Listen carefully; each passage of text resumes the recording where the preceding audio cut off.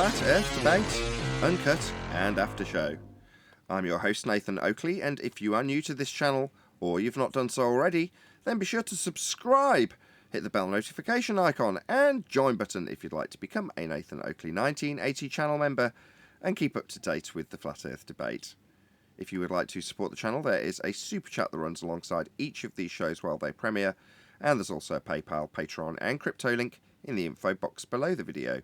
Speaking of patrons, I'm going to do a quick shout out to all of you who do support me on Patreon. So, a massive shout out of thanks and appreciation to Phoenix Rising 86, Retro Bill, More Books, Cannabear, Fibre Oats, Michael Kahn, Rob H, John Kays, Patrick Gunnels, Banter, Will Brax, Troy Shuker, Hairy Blade, Mobile Max 777, Neo the One, Rob W, Open Minded, Reese Pound, Del West Watson, Maria Nealons, Unbelievable Productions, Blue Ridge Ranger, The Real Gabster, Liam Nedrick Jr., Abraham Mohammed, Adrian Quintana, Skeptic 936, Life is Short, Texas Mike, and David Wayne Foster. So another massive thank you to all of you for supporting me on Patreon. Now I will hand over to whoever is in Discord and Google, so you can enjoy their dulcet tones while I set up for today's live show. Neil, can I please talk for my position rather than... Sorry. Thank you. Okay, before you go on, yesterday's show was the single most complained about show I've ever done. So today's show is the live show is titled Complaints. So for that reason, I want to record all the complaints, basically. No, I don't want you to record me. I'm always recording. All right, forget it.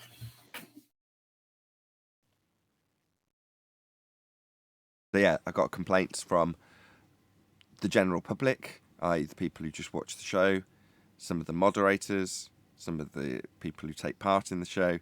Lots of people contacted me about yesterday's show, and I do mean lots. Significantly more than have ever contacted me in previous occasions when people have found somebody on the panel or somebody in the Discord server intolerable for whatever reason. Now, don't get me wrong, I get enough complaints about Neil, but there, I do. I'm not even joking. But I believe you, but I ain't going backwards. Yeah, but I just it's laugh like the whole off. argument went backwards. Right. Yeah.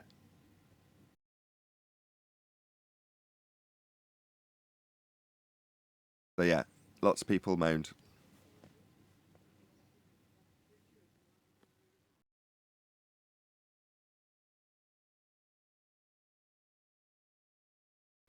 And hindsight's cursing is a bit much. I could deal with here and there, but it's like every other word out of his mouth. But I mean, he just sounds so silly when he's talking about seeing dots. Sure. And putting that together with gas pressure being contained, we sound silly. And don't think that they're not listening on the other side and they're going to have a goof on this. Yeah, I don't care about that. What I care about is that regardless of how silly it may seem on the surface, often people's crazy, wacky views develop into something useful. Now, yesterday, I tried to make lemonade from lemons, and, it developed into a conversation about the water cycle, which is mildly useful, but on the whole, it wasn't. Now, if I'm taking the attitude that this seems like it's silly, I'm going to shut this down, then you might miss something. Now, I appreciate and will disclaim when the live show starts that lots of people have complained about it. Okay, I get it. And I'm not going to ignore you, I get it. People don't like that. So, maybe it stepped over the line when I thought it hadn't quite reached the line or was on the line. But there we go, you live and learn. That said, would I have done anything different? Probably not, as much as I've had complaints, because if I had, for all I know, that might have turned into something it didn't.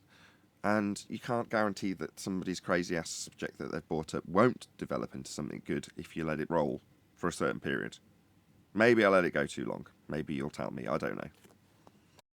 Yeah, but you have rules that you go by, and it does say about the language you'll be kicked off, and it seemed like you were just letting them get away with it. Yeah, the language thing is another one that's used as an excuse to kick people off when they're too triggered to calm down and actually have a conversation. And the guy was very close to that, or in my opinion, was very close to that almost the entire time he was talking. Matthias, this is. So, okay, yeah, I agree. but the point of the having an excuse to kick someone out for swearing is when they can't stop because they've got verbal diarrhea, and then typically they're very angry if they're swearing and can't stop and can't shut up. That gives me an excuse to shut them down, which is very cut and dry. Oh, he was swearing, yeah, so he got shut down eventually. But in reality, it's a much more nuanced rule, you know. And in the same way, somebody who's constantly swearing is just their language, I'll ask them to put a lid on it, and most of the time they'll attempt to for a few minutes. But, you know, far be it for me to put the kibosh on that, knowing full well that when I get irritated, I do that also. And I would hope that a decent moderator, if I was out and about debating with somebody, wouldn't just put the kibosh on me and shut me down entirely because I used a swear word. Or 2, or 12, or 20. That's why I was saying when he started attacking you, and you said that's not the brightest idea. So I was saying keep attacking him, because I wanted you to kick him out. Well, it's a last resort. Even then, they can still come back the following day, can't they? Well, that's the beauty of it. Come on, Tenth Man, what's the issue? Both of you are so dense, a brick seems more reasonable at this point. Oh, wow, thank you. Such compliments. All right. Yeah, absolutely. Well, tell us. Well, you're missing the whole point. We're trying to get you to 30,000. We're trying to get you to 50,000 followers. What the heck are you allowing your show turn into? This ain't ever going to get you there quickly. You're going to take forever to get there. Okay. We got to be able to share your show. This becomes unshareable. What's the point of allowing someone to attack panel members who take time to contribute to your growth? It's ridiculous. I agree. And obviously, with a YouTube hat on, that's my primary interest, right? I want to grow the channel. However, in the same way as when I described not wanting to move over to Globe Earth because it would be more popular, this is no different.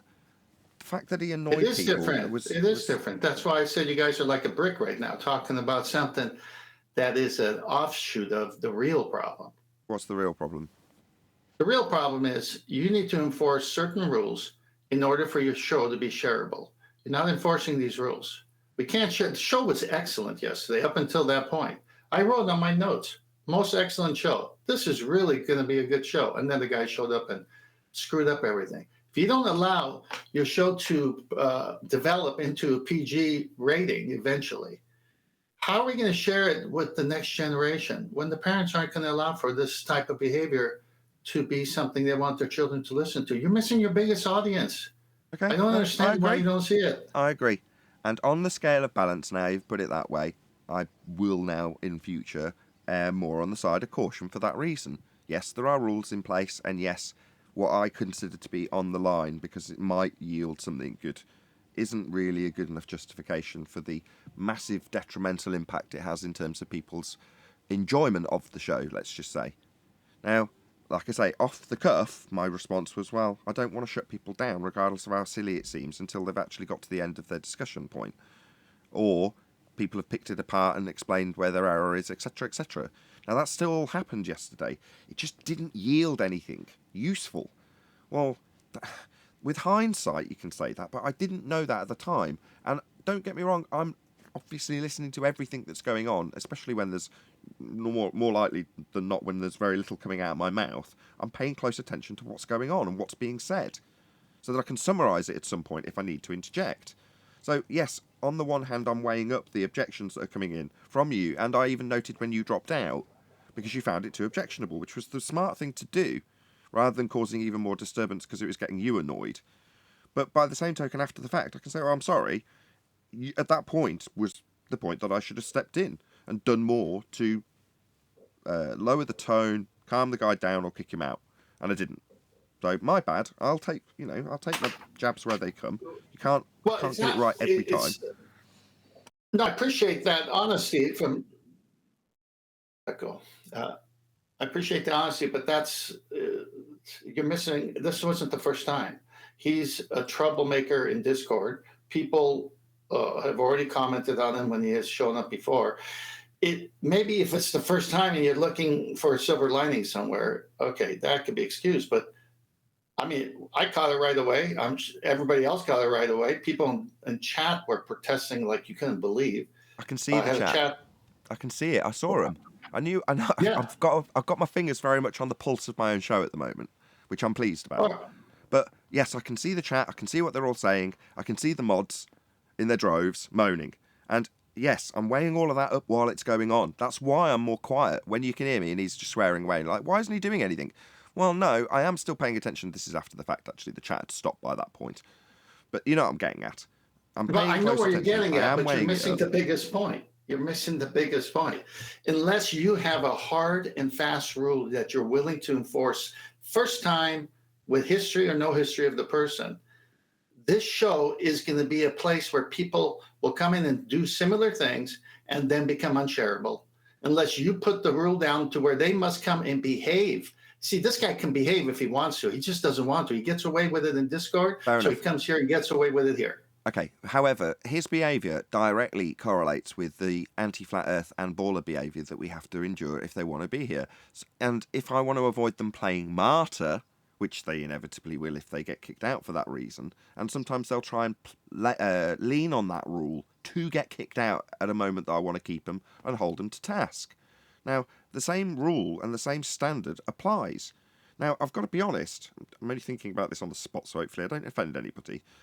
To my knowledge, when it's a globe believer or anti-flat earther that's behaving in exactly the same way, if not worse, people cheer because that person's a globe believer and they're getting a pummeling from me, normally with swearing from me.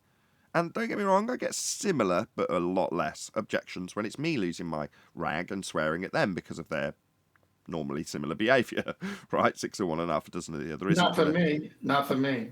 I was just going to say, not 10th man, though. Not for me. I don't like it. I don't like it when you do it. You're missing. How is it that you're not concerned about the future of your show more than I am? How's that even possible? It's your show. I don't think he's missing it. Neil, why don't you finish up my thoughts?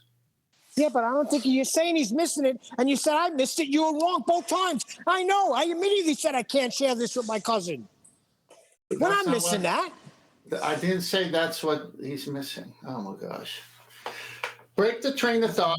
When you came in, you said you're both as dumb as bricks. Whatever you said, you're missing it. That was not missed. Thick. I didn't say dumb, thick. Well, whatever. Thick as a brick. Oh, yeah, that's right. Aqualung. Go ahead, Trent. I'm sorry for interrupting you. Thank you very much. No, the point, if I can catch where I was going with this, the arguments, the position, the name of the show, we must protect that. That is what we're getting. Look, we got everyone brainwashed out there about where they live. And this thing's going to turn into a circus the way it's going if it's not reined in. We have the arguments. Let the arguments be the key for this show. Let that take you to 30,000, 50,000 subscribers.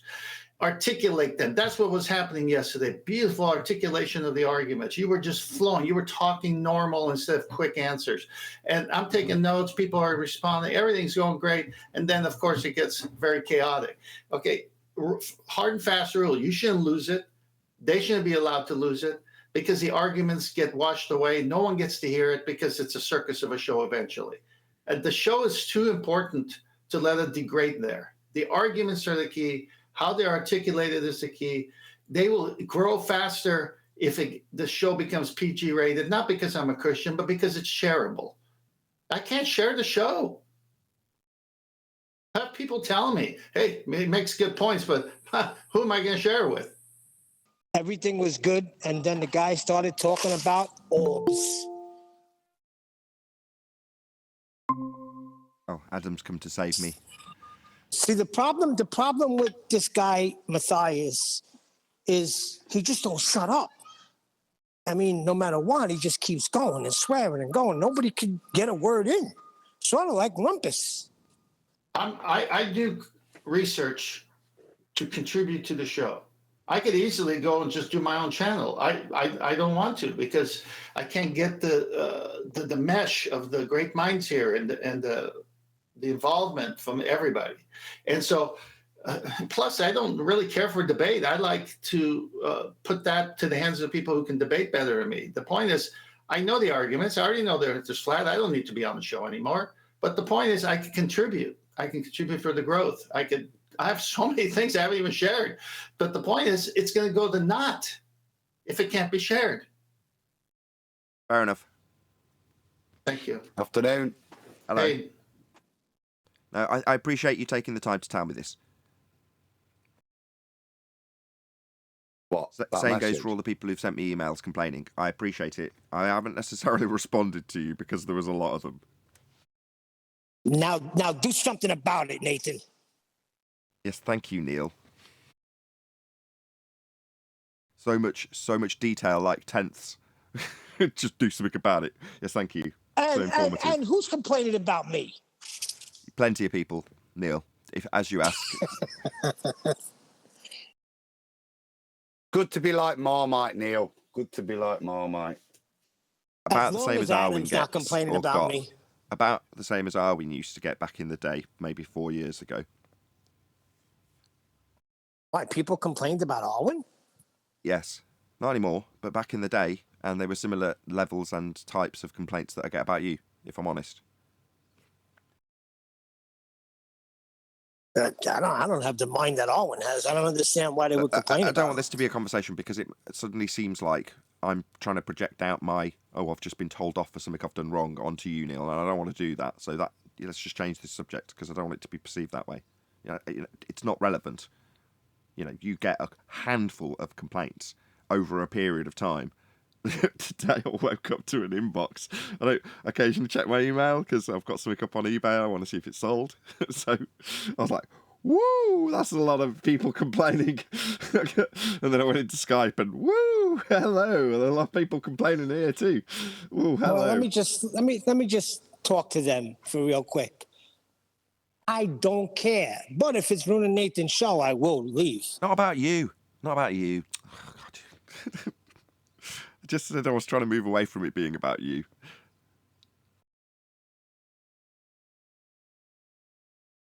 I understand. So, what do we got, Tent? Any slides?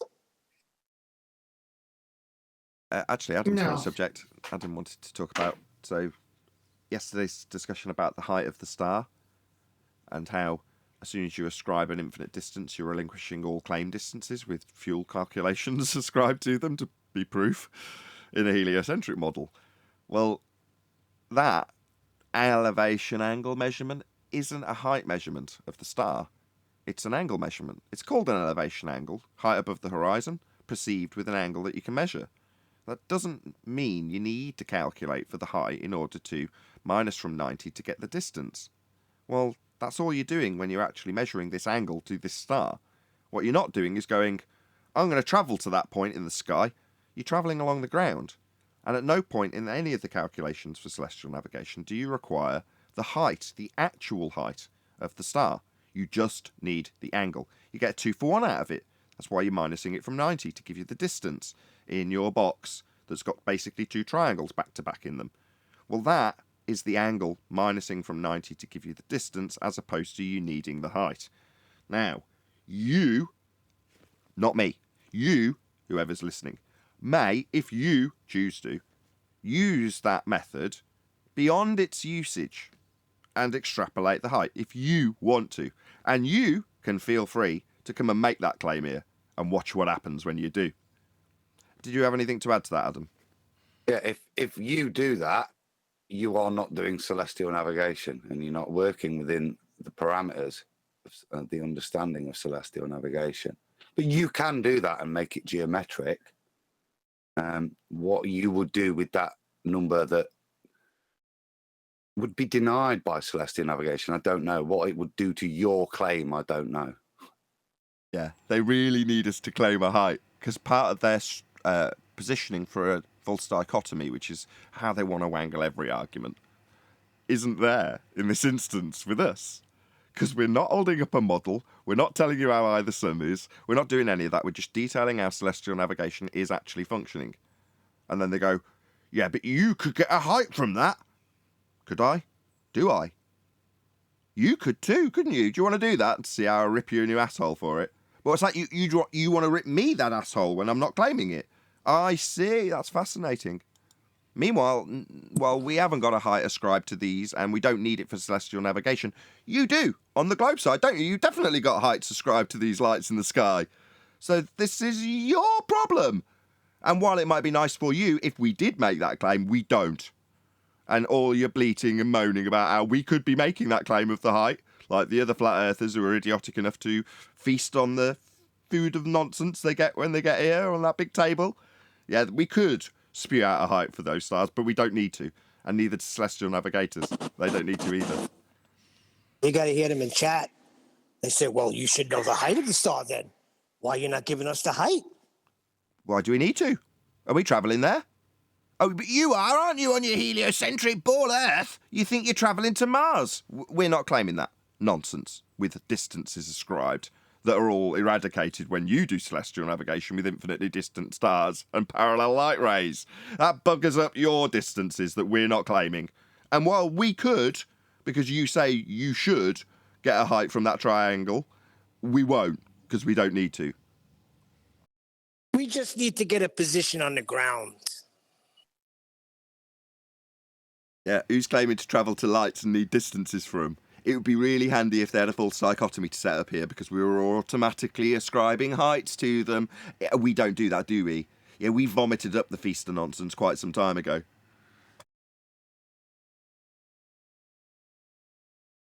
See the screen? I do. This is courtesy of Pence Archive, which is numerous on these things. But this one I liked. I shared it on QE Live the night, but I don't have a screen share, but I just thought I'd just bring it up. And so this is from the book Catechism of the Decimal, Albert and Metric Systems of Weights, Measures and Coins, etc. And it's one of these random things. And so if you'll like this, read it. And it's basically from the year 1869. And it's basically this bloke, France is setting up the decimalisation system, and this guy's basically looking into setting up a similar system. I'll read it, but just in terms of, but to encompass everything. And the way he does it is to use the heavens to define everything, which both weights and measures. It's very detailed, and I won't go into that now. But the bit I'm going to quote is really in relation to 1869, what celestial navigation was, what the stars are, what the concepts are, and how it's imaginary. It's not related to the heliocentric model. It's related to celestial navigation and the imaginary points, lines that are created within celestial navigation when we use imaginary straight lines to stars to do celestial navigation. So I'll just read it, and hopefully it shows you the way that people perceived it even back then. Yes, that is true. One meridian, one god, one religion, one language, one law, one coinage, one system of weights and measures, one everything else. But on n'est pas bâti Paris dans un jour, says the proverb, which I'm not too sure what it is. Now pray you will kindly tell me what Queen Victoria's new astronomical meridian is. So this is the definition point then. All the above mentioned imaginary points, lines and circles are supposed to be extended to an arbitrary height in the heavens, so that astronomers may imagine themselves in the middle of a celestial sphere, i.e. in the center of an imaginary globe contained under one continued, regular and imaginary surface from which to the center all lines are equal. Yeah, that's your vision giving you a dome of perspective over a flat plane, and that is what you must imagine. The height of the stars isn't detailed, required, and described in this as arbitrary. Excellent, Adam. From the archives of 10th Man, you say? Yes. Yeah. Thank you, 10th Man. That man is ace. You may post that picture from yesterday. It resembles what he just read. With the celestial sphere and the dome of the heavens as the observer sees it. The one with the pencil sketch or the one before it with the dome? I'm scrolling. It's right after your show link from yesterday. The first one after your show link from yesterday. Oh yes, the one with a sphere Earth model described. Yeah, this is exactly as they've described it. So on the left you've got them describing the sphere of the heavens around, but they've also introduced a globe Earth on it.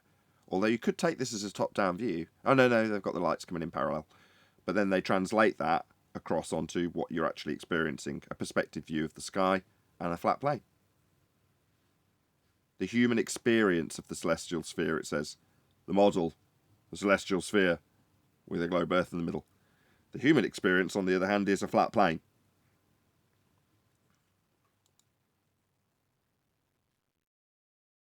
Stuff? But within that quote, what I like was not only the continued surface, but the imaginary globe of the celestial. And it's so important that we recognize that it is imaginary. It's not curved. Nothing's bending. And I just looked up what similar words to imaginary: unreal, non-existent, fictional, pretend, make believe. Yeah. So it's not saying that they're not there, but it's saying that the shape, the sphere that we're attributing to it is what we're imagining. We're imagining that it's a sphere, but it's not. Make believe. Yeah. That's in all of it. It's always referred to as imaginary from all the quotes, all the sites. That's what we're dealing with. This is where it's detailed, because this is where the transition actually takes place, right? This is where the hijacking of the angles taken on a flat plane and the perspective view of the stars gets turned into sidestep to the globe Earth. Well, they've got to be pretty, what's the word, accurate when they're describing how you'll actually do this stuff, because you might get killed if you don't get it right.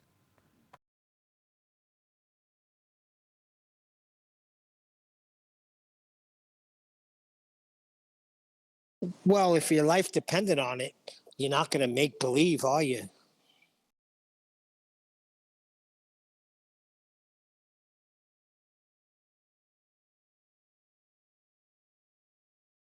Yeah, you can.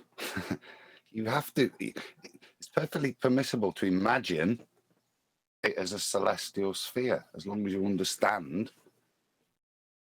that the reason you imagine it is to take angles. And then you've got to imagine what you're doing there, which is you're turning it into right-angled triangles on two flat planes. After you've imagined the celestial sphere to take the angle measurement, you're going to apply it to a flat plane. Why it's important, it's imaginary. You only have to imagine the way it's wrapping around you as an individual. You don't have to, you know what I mean? It's just a useful way of extracting the angle, the data you want to then use. It's not reifying it as, in fact, it's the opposite, isn't it? It's telling you it isn't this. It isn't a sphere. Just imagine it as such to use it in celestial navigation. Well, they must have everything at infinite distances, because celestial navigation, if you're going to say you live on the globe, must have light coming in parallel. Must. It can't work any other way. So they have to take it way out there. So they're the ones who, if they want to say, you should know the height. Well, how do you know the height to say it's infinite? Why'd you take it infinite? It's your book's telling you to do the right angle triangle. How come your right angle triangle takes it to an infinite distance? Why do you do that? What are you trying to hide here? We see corpuscular rays, we see diverging light. We know it's not far away from the point source. We don't know how high it is ourselves, but the point is, Nature and our reality tells us it's not coming in parallel. But you want me to believe it's so far away, it's coming in parallel. The whole Earth would be the one GP. This is ludicrous. Did it start because everybody looked up and saw spheres?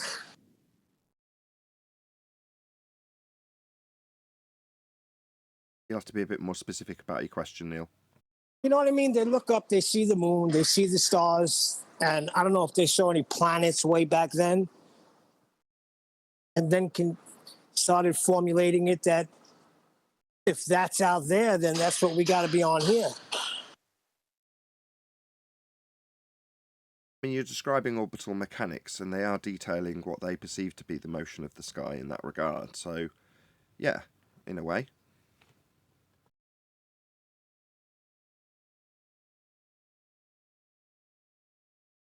Because that's what my son said to me one day. How could everything be a sphere, but we're not? Like a pool table. If you assume that those lights are physical and that they're falling in a motion around other spheres,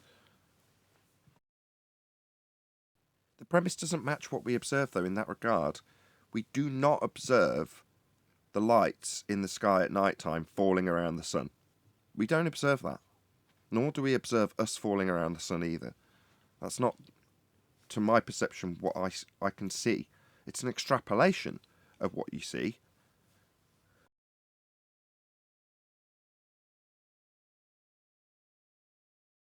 It involves some pretty crazy assumptions, though, doesn't it? Like the sun being absolutely enormous. Us being considerably smaller and sphere-shaped. And the knowledge that water doesn't bend but finds its level, and then say you live on a sphere. Yeah, notwithstanding all of the gravity they'll show you arguments. parlor tricks. Say again? Sorry. I'm saying they will show you parlor tricks. My son, he showed me something with some sort of magnetism causing the water from a faucet to bend and move. I mean, these are all parlor tricks. That still doesn't explain Earth being a spinning water ball.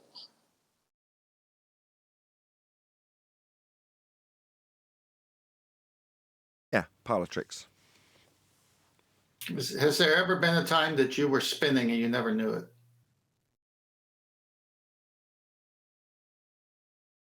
I mean... Never. No, As a matter of fact, Tent, I hate any type of spinning ride. Can't handle it. Sure, but it's a weak argument to Coriolis deflection, isn't it? They claim Earth spins, so when it comes to do you ever feel the motion, they can just argue about whether or not you should or shouldn't feel motion. Whereas when it comes I agree. I agree. I'm not using it as an argument. I'm just saying. I realise. I know you're not using it as an argument. You're just making a conversation point, but I'm utilising that conversation point to turn it into a legitimate argument, which is to say that they claim there's two reference frames, so we should see the effect of that. They say we see the effect of that. It's called Coriolis effect. We don't. That's it. That's the end of the argument. Understanding that. And then understanding why there's so much obfuscation around that particular detail, the fact we don't see, but they claim we will have Coriolis effect. Two reference frames. No, I had a guy tell me that just like with curvature, there's evidence of it.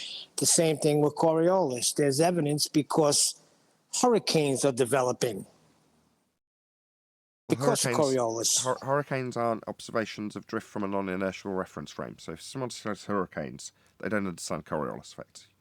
You might have to detail what it is, but they don't understand it if they're saying hurricanes, because it's you observing something from a rotating platform or rotating reference frame. So it could be to do with Coriolis effect if you're in the hurricane spinning around. Yeah, well, that's what I'm saying. Nobody's paying attention because this was said in your chat on your show while you're defining Coriolis. So I don't know if they're deliberately doing it or they're just dense. They are deliberately doing it because they have to redefine what it is. It has been redefined for them. Most of them aren't dense, they're just ignorant. As in, they're not stupid, they just do a cursory search for what is claimed to be Coriolis, and in Wiki, it convolutes and double speaks around things like wind patterns, hurricanes, things of that nature, and is very confusing, in spite of the fact that on the right-hand side of the very long 5-paragraph description of what globe Coriolis is claimed to be in Wiki, you've got a detailed drawing a diagram showing it happen with about 2 sentences underneath that says the object observed from the non-inertial reference frame appears to drift, but from the inertial reference frame is travelling in a straight line. Something to that effect. A very short, concise description, and then a GIF showing that happening. You sat on a roundabout watching the ball, and it seems to curve as it travels over the roundabout you're spinning on. And then it shows the ball, when you're not on the roundabout, just moving in a straight path. Well, that's Coriolis, and the globe Earth is claimed to have that effect. But you can only observe that effect if you're on the ground on a rotating platform or a non-inertial turning reference frame, to be more accurate. But they'll detail things like drains and water spinning down them, and you're like, no, that's not Coriolis. It's you observing something happen. Nathan, the next, because you're right, because the guy did say that to me when I gave him an answer. He said, take it up with Google. So maybe you should tell them, stop doing a quick Google search and go in a little deeper. Well, typically they're the one making the claim. You've got to understand that when you start challenging them to get a better understanding of what they're claiming, you end up in a position, because you're fighting against ignorance, where you start making what they should be claiming for them, which sets them up nicely. I don't know how we've ended up in this situation, but come 2017, I found this very frustrating. You know, they deny what Coriolis should give them as an effect. And then you start having to point out that, no, Globe claims that Earth's turning underneath. No, you're strawmanning me because Globe Earth doesn't claim Earth turns underneath as a separate non-inertial turning reference frame to cause deflection called Coriolis. It doesn't claim that. So then you've got 2 choices. Either go, okay, so no drift then. Welcome to flat Earth. Earth's not spinning. Or you can start arguing the toss about what they should be claiming on a Globe Earth. That ends up in someone like Simon Dunn, who loses track of the argument, telling me that my reference frames are ruined because he doesn't understand Coriolis to begin with, while he's telling me I'm strawmanning him that Earth should turn underneath to have Coriolis, the same Coriolis they claim we will have. We just don't.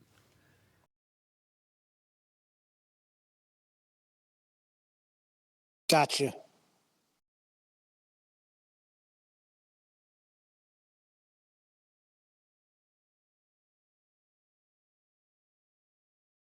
What's up, Eli?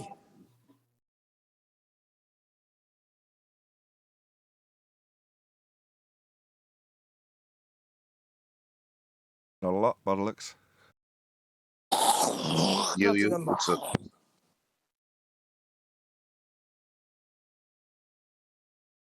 Neil gave sound effects over the top of your hello. Sorry.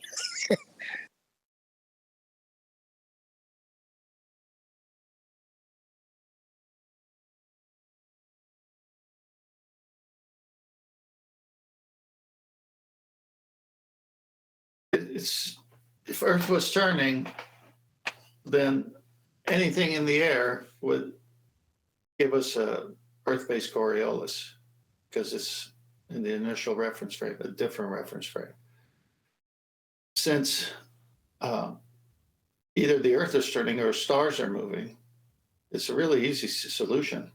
If the stars are moving, then that's why we don't experience Earth-based Coriolis, and we don't. If the Earth is turning, we should in so many things, and we don't. It's really over right there. Exactly. And if they start denying that we should see Coriolis effect, oh no, Earth's not turning underneath, we wouldn't experience drift. All right, welcome to flat Earth. So no drift. Okay. No worries. So Earth not turning underneath gyros to cause 15 degrees an hour drift. Earth not turning under pendulums to cause 15 degrees an hour drift. Earth not turning under aeroplanes to shorten flight times. Earth not turning under hot air balloons to bring a different continent to them. Okay, yeah, we agree. Yeah, definitely no Coriolis effect.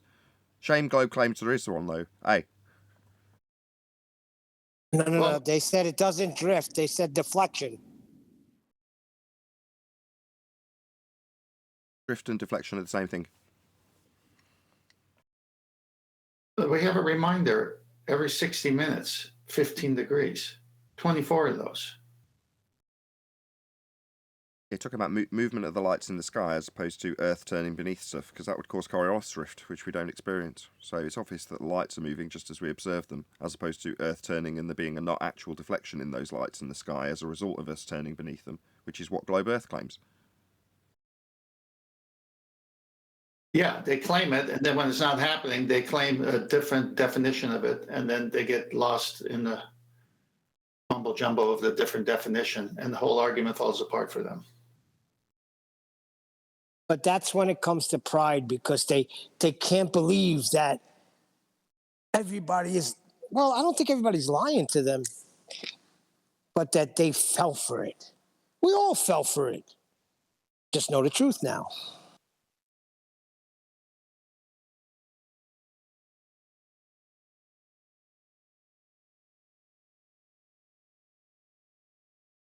Yeah, nobody wants to be duped.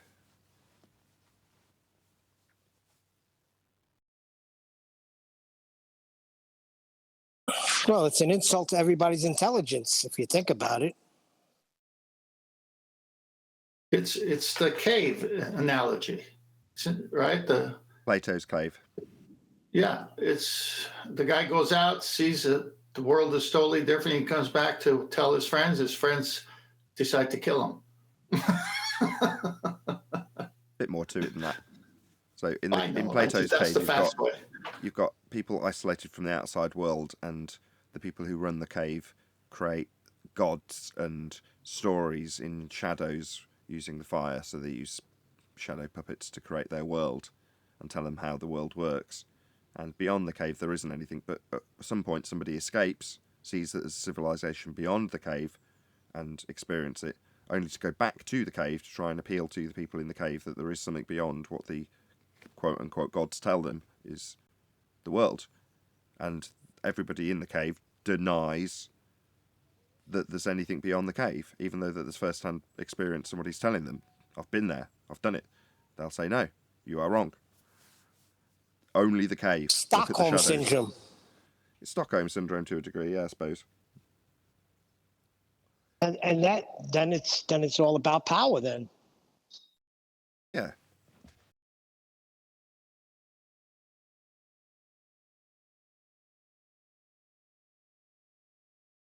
At the moment, in a lot of the mainstream, or what I perceive to be the mainstream, things like we've talked about Johnny Depp trial and things like that, that's something that a lot of the mainstream people, normies, will watch. And after the fact, it seems that plenty or a decent proportion of the normies start questioning the narratives that they're told by their media.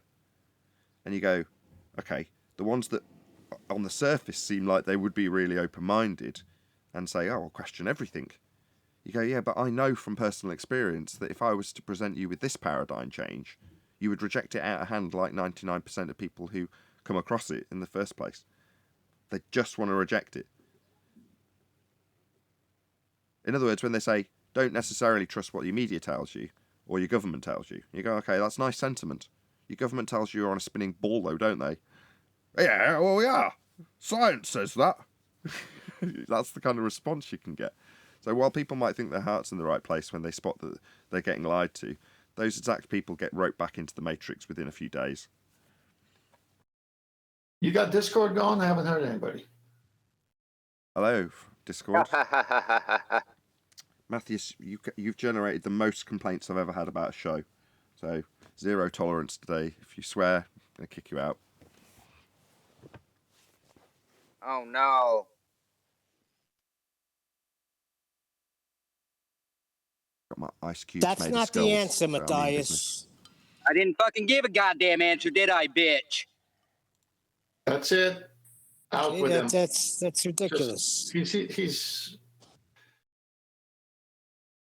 Just have some humility and say, all right, I'll mind my tongue. So I've no, got he's gone. my drink with ice cubes made in the shape of skulls. So I feel like Dr. Evil kicking him out.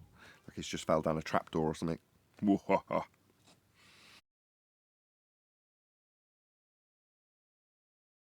Yeah, very disrespectful. You appeal to somebody, say you've had a load of complaints, can you not swear? And then he immediately, within 30 seconds, swears. Starts calling us names. Unreal. Yeah, I thought he was going to say, no problem, Nathan. I'll tone it down a little bit. I was not expecting that. I was. Morning. This. Well, he's got a history rap sheet on Discord. What, he's going to change in less than 24 hours? Hey, Chocolate. No, I know he's not going to change. I'm sorry. Go ahead, Chocolate. I was just saying good morning. Morning. Oh, it's a great morning. My Rangers are up 1-0. No sports.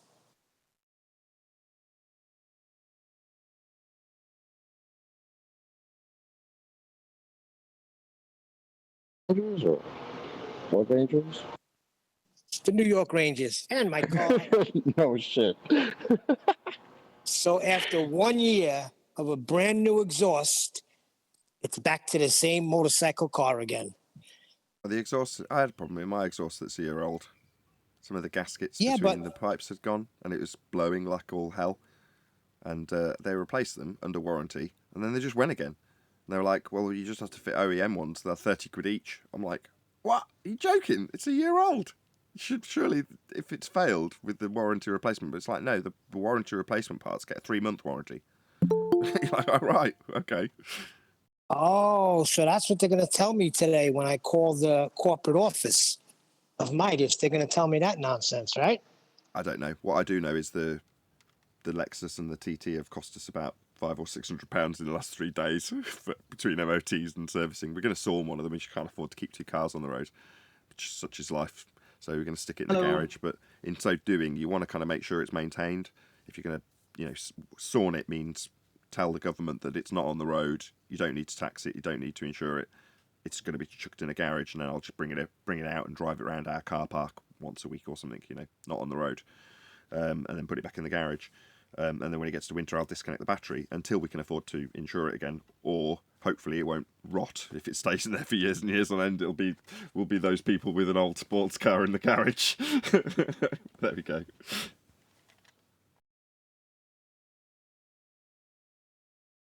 But yeah, they're going to scrub down the brake lines, and they've changed a spring that was cracked, and they've done a few other bits and bobs. But it's just, I said to my wife, if you're going to sawn it, you want to know that when you come to insure it again in a couple of years, if you do so, that you can insure it, get in it, hook the battery back up, and it starts and drives and isn't going to kill you because something's wrong with it.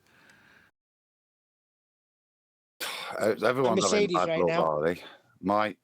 I popped a sensor yesterday, so I'm now in limp mode, Nathan. 1,500 revs. I've got to get it to literally day before on the bank holiday. In your Pug?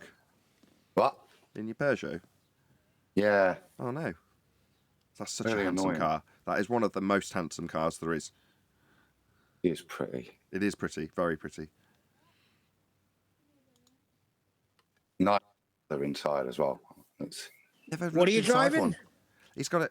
I don't know what it's called, but it's a Pug with a RCZ. bum window.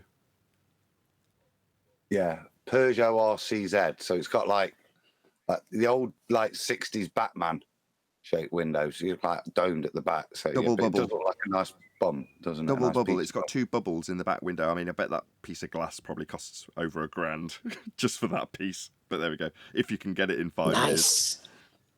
But it's lovely. It does look beautiful. Anyway, I should start with talking about cars, and I'm going to overrun by a minute. Oh well.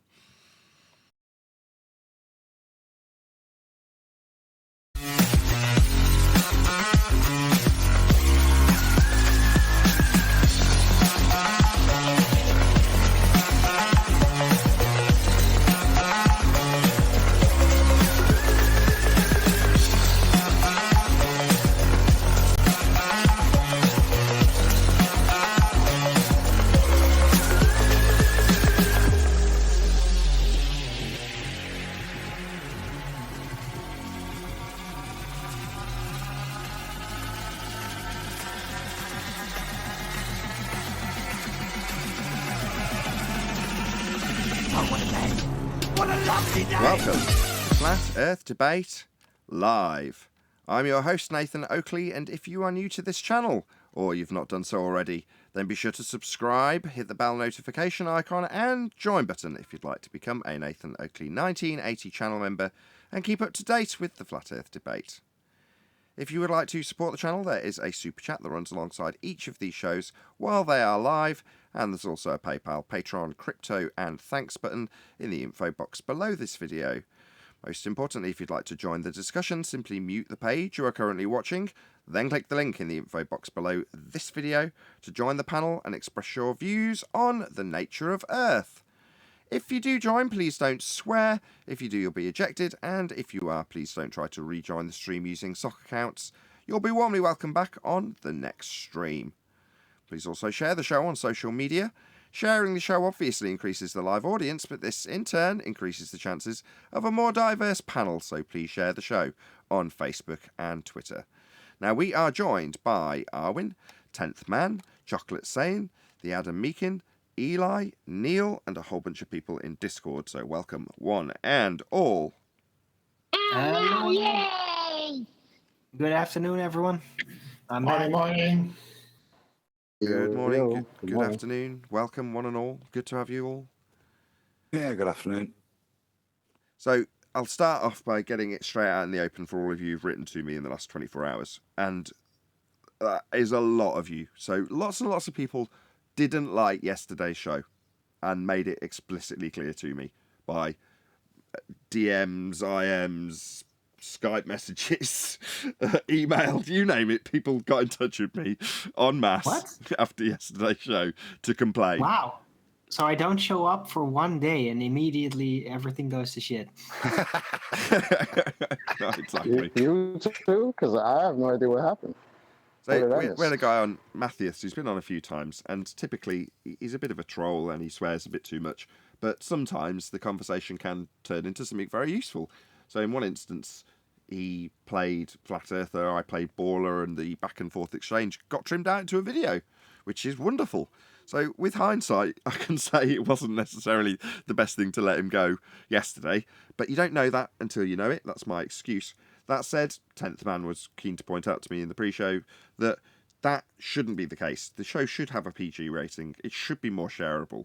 And, you know, when you're getting close to what you think is the line, maybe put the line a few feet back because he stepped over it long before you decided to do anything. In fact, do nothing in that example.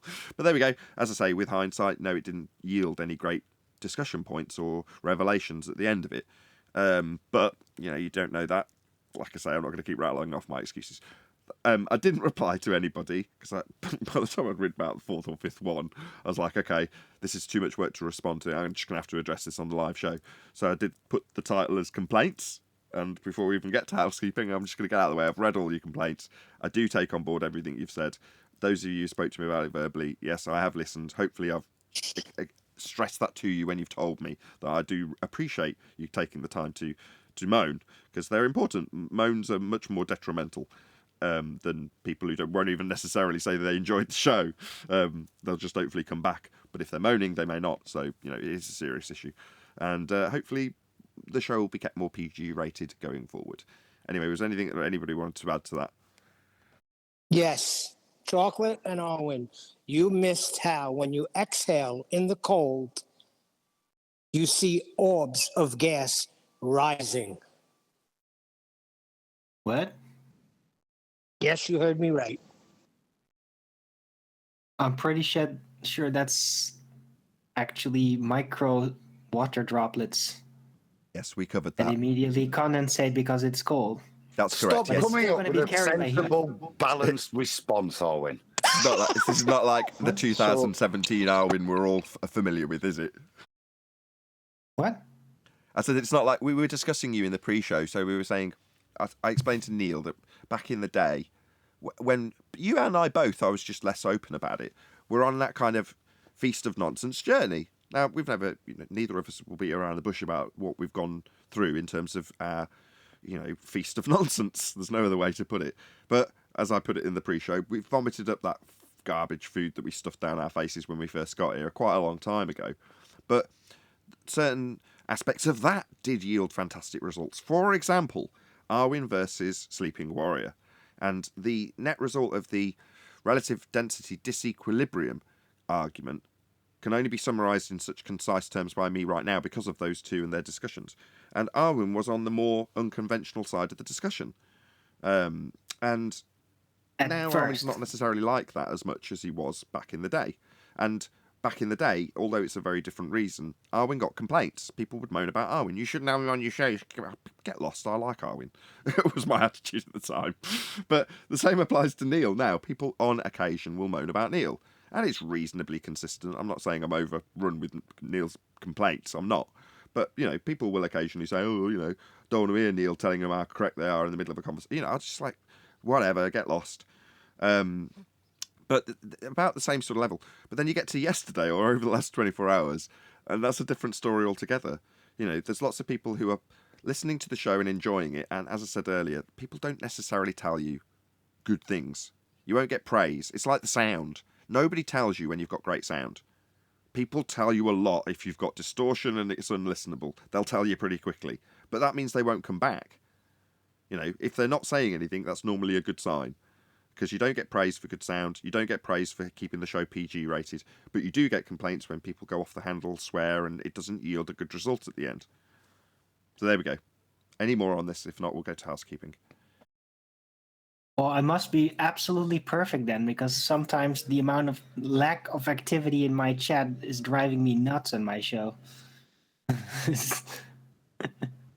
That's correct. I should be more incorrect and stumbly and dumb, and then maybe more people are going to actually say something to try and correct me, so that I know they're there. Summer, Arwen. The things I know seasonally, what's going to happen in terms of what to expect in terms of the view figures, the interaction figures, all those sorts of things are seasonal. People are doing stuff. People are out on holiday at the moment. Here in the UK, it's Jubilee weekend, so people are doing stuff. Yeah, they're all being lazy asses or like doing completely different things on vacation time. I know. What's Jubilee weekend? Jubilee week. What is that? Something to do with the Queen or something. Is for the fact that the Queen's, is it 70 years she's been on the throne? We got 2 days off. So for her 70 years of luxury that we've supported her in, we've been gifted 2 days to celebrate. That balances out. Yeah, so we're all supposed to put up bunting and wave flags. My wife's reasonably, I don't know if you Americans would call it patriotic. So, she's gone out and bought the bunting and the red, white and blue sprinkles for the ice cream, and we'll be having a picnic. And, I don't necessarily like it. I don't mean I'm a miserable bastard. That's not what I mean. What I mean You is, mean the Union Jack? I don't like what it represents. Red, white, and blue. Well, in the same way when I don't know, we can now talk about this sort of stuff. Back in the day, 2 years ago, we were encouraged here in the UK to go out and clap for the NHS just before they locked us all up. So I didn't agree with that either. Or just when we were locked up, one of the things that was an exception to being locked down was going out to clap the NHS, our health service. Now, I appreciate Adam, not studying our company at the moment. That really pissed me off. I used to hide that. It was so cringeworthy and awful. It was like brainwashing, collective brainwashing. Come outside and chant. And clap. And clap together as one. Like I hated it. And my wife was like, but you get out, everyone's locked down, everyone, they're all going out for this. It's like, so let me get it right. We're corralled indoors, we're locked down, and then we're given permission to go out and stay within a certain distance of other people as we clap for a government service. Okay. Yeah, I won't be going outside now. Yeah, that sounds like a celebration of freedom for me. It was, yeah. I'm celebrating. Standard 9084 policy, right? Yeah. Yeah, there we go. You only get to enjoy a bit of freedom if you're going to be worshipping the one that actually took that freedom from you. That's standard policy. Yes, well, this is turning into a political discussion, so let's do housekeeping, because it's clear that the complaints section is over, and what's going on at the moment in terms of Arwen's lack of chat participants is now resolved. There's a good chat. It's summertime. It's just summertime. Man, the time has flown. I can't believe it's already June anyway, so it's just a summertime thing. There was a good thing from the chat, just to draw a line under that. A very nice pun. Isn't the NHS supposed to cure the clap? The what? The clap. Don't detail what that means. That's a good one. That one's good. Don't get it. It's an English slang for venereal disease, Owen. Oh, God. Not just English. Oh, yeah, English. Why? What do you speak now? I speak United States. Brooklyn. I speak United States. I got you. The clap. VD is what the PC people call bloatware. Let's see how much VD there is on this computer when it's got pre-installed software. Just a side note. Let's do some housekeeping because we're way off track here. Any evidence you can acquire an elevation angle measurement from a curved baseline?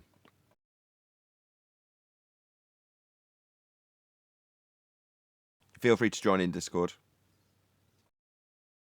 Well, you could probably only do it if you just use curved geometry where everything can be bent. And then it can work out. But it's very difficult to actually do that, though. Because, yeah, now all these lines aren't straight anymore. And how is it going to work? But elements of non-Euclidean still have Euclidean within them, don't they? Adam was explaining this about 2 or 3 weeks ago. Were you here? I think so. Maybe. Right.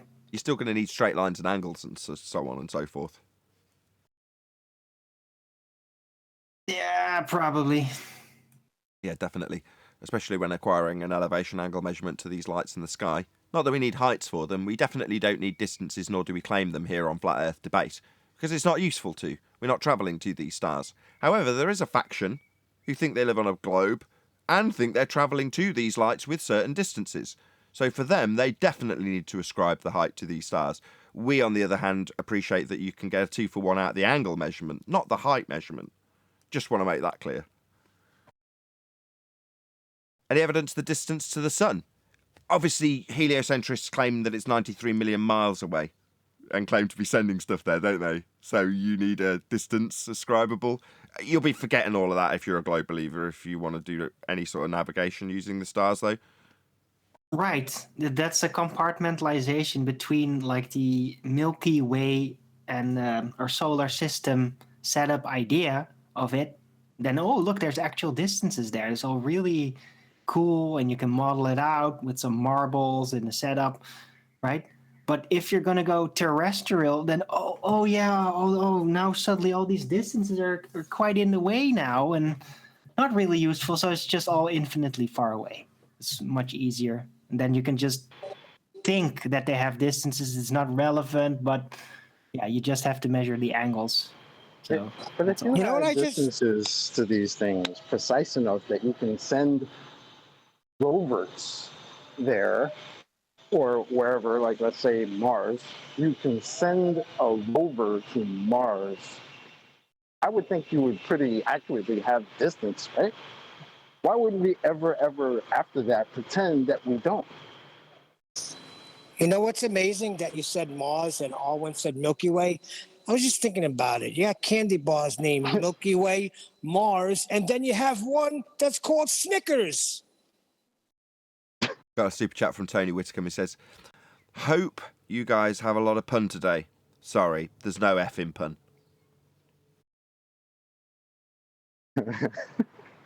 Marvellous. That's a good one. Very good. Thank you for the super chat. It's like they're laughing. Yeah, at us. and in rap we say that's a good bar. No, but they're doing it because it's attracting, right? It's like, oh, you like space and planets, and oh, look at this candy. It's the same target group, right? Kids. What, like a Mars bar? Yeah. Yeah, Or yeah, but Milky then you have then you have the Snickers, and it's like they're laughing. Well, they just.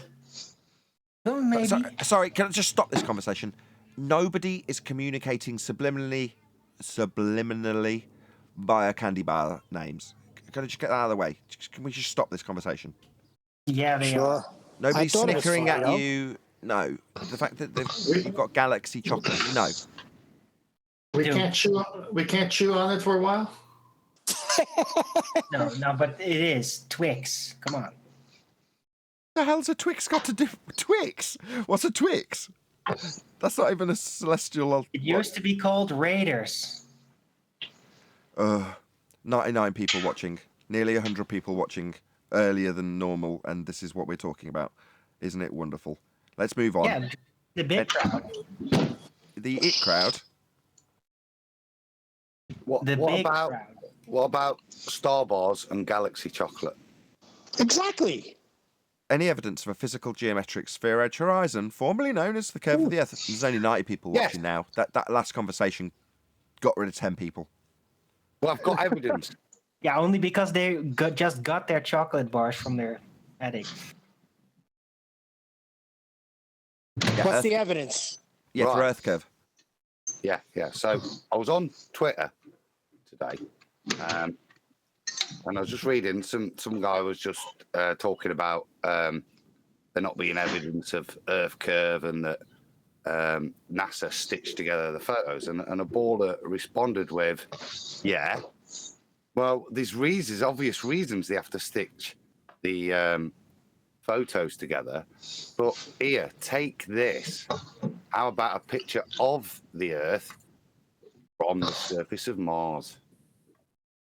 So there you Eli, go. my discipline, Eli. You'll see if you look really closely, it's definitely curved, that little dot Eli, labeled can you mute? Earth. So yeah, that's been purported today. Got a quote from Godzilla. It checks says, out. Raft confirms the distance to the sun, end quote, just as Phil proves the existence of morons. Thank you very much for the super chat. I don't think Phil is a moron. I think he's just battling to keep his place in the world, his meaning, which we threaten. So I've said this many times to Phil in the chat. This is not going to come as a shock to him. But we threaten his, what's the word? I don't want to say credibility. Raison d'etre. Raison d'etre. It's boomer dignity. Beautiful, Adam. Thank you. Indeed.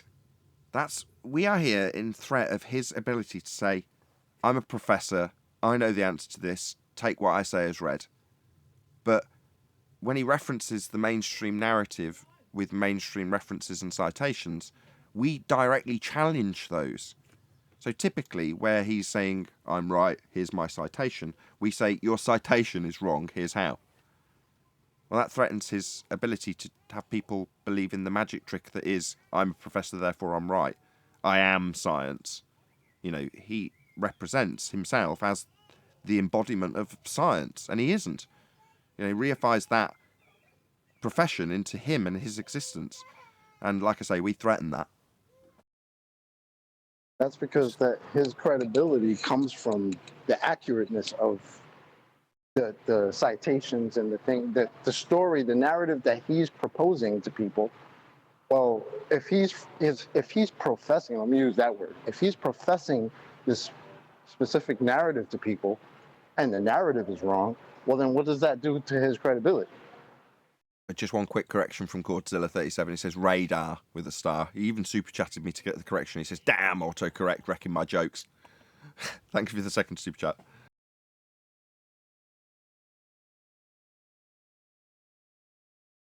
Any scientific evidence of gravity as we're talking science? Well, before you go there, based on what Chocolate said, what happens when you're in a profession that you've given some time of your life to, and then you find out contradictions in that profession? So Phil Bell sees the contradictions, sees that it doesn't pan out. What does he do? Does he be honest with himself and say, wow, there's a contradiction here, I need to figure this out? Or does he sugarcoat it and make up other stories to cover it up? He makes up other stories. He claims he works on paint that's going to hit the public soon, and he wishes he could speak about it more, but it's top secret. So he's nicknamed Secret Science Man in chat. Most people, I think they just ignore it and go to work tomorrow. They don't bother with YouTube. They don't bother with Facebook or anything. The people that can't handle it, that might need a problem to be solved or an issue to be resolved, they'll ignore it altogether so that they can go to work tomorrow. Any single viable hypothesis from any of the fields of astronomy, cosmology, or astrophysics? No, but QE has asked us. It reminds me of Phil Bell there with his radar off of black bodies. What is the sun made of? Like black body? Yeah. The defining point of a black body is that it doesn't reflect anything back. Does the sun claim to be a black body? I In their believe so. model? Yes, I think so. Mm. So this black body that doesn't reflect anything is being detected its distance by a reflection of something. Okay, that What sounds wrong. radar? That sounds very wrong. Well, it does to me, but that appears to be the claim within their model. They're using refraction of radar, which would be absorbed but not reflected, to determine the distance, as Phil's saying in chat there, I think. Right, just going to read out Al Junkie's super chat. He says, I'll do it in the tone that seems most appropriate. Subliminal messages in candy bars? That's just nuts. See? They're even telling you they're trying to drive you nuts by putting nuts in it. That's exactly very good. Yeah, I'm not going to sugarcoat it. That was a terrible pun. Where are you, Tent? I'm waiting for Friday, payday. Tough is laid back like, look what I've done. I've turned everybody into a punster. Well, the payday is full of nuts. We're only halfway through this marathon. Let's stay on topic. Brilliant. We just need a panel name, Chocolate. We just need a panel member with the name of Herman. Sorry, who? Hershey? Anyway, Lily? we interrupt this pun session for housekeeping. Any evidence of a self-perpetuating molten iron core at the centre of a presupposed spherical Earth? Ferrero Rochers, you see, they're just trying to put it all in your mind subliminally. Adam, you're too fast for me. It depends what's causing it.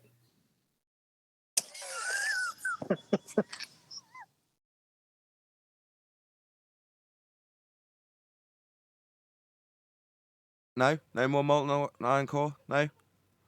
I thought there'd be loads of candy By the way, there was a recall on those Rochers. They said there was maggots in them. Well, how do we get molten iron core to Rochers? That's what the molten iron core is. Have you not seen a Rocher candy bar? Ferrero Rocher? Yeah, At the that's what I got outside, the inner layer, and then the what I got molten from iron Santa. core.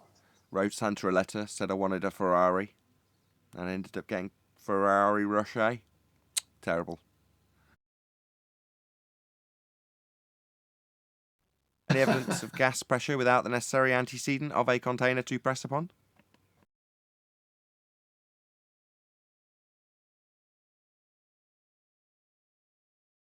That sounds like you would negate the definition of gas pressure, but I think not. The gradient. Remember the gradient guy? Gradient just sits in line with entropic law, though.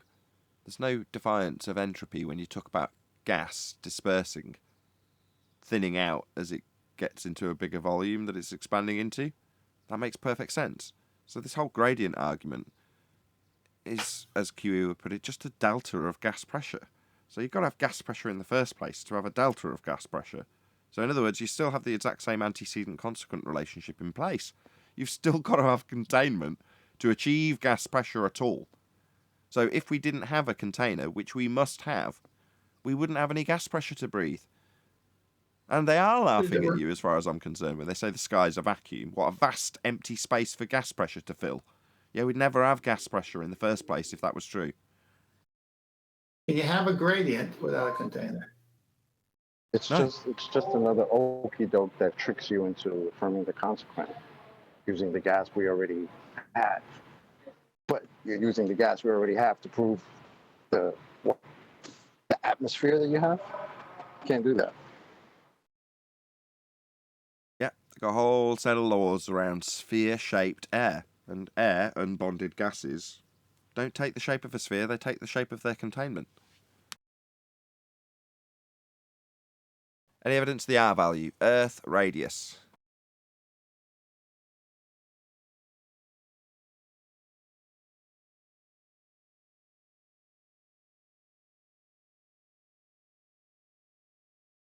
tumbleweed.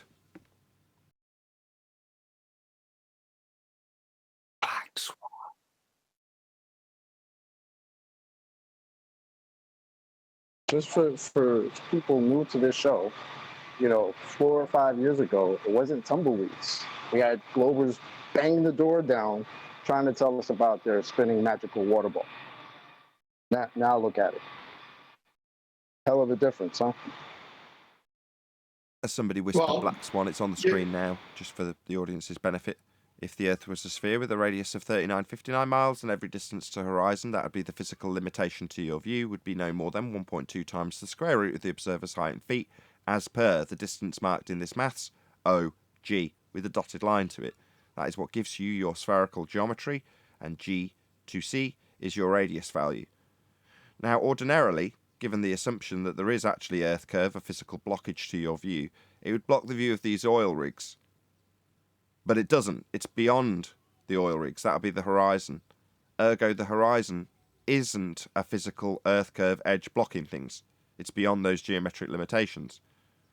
Now, the explanation for that is to say that the light to the horizon isn't actually representative of a physical limitation called Earth curve. It's a bent line.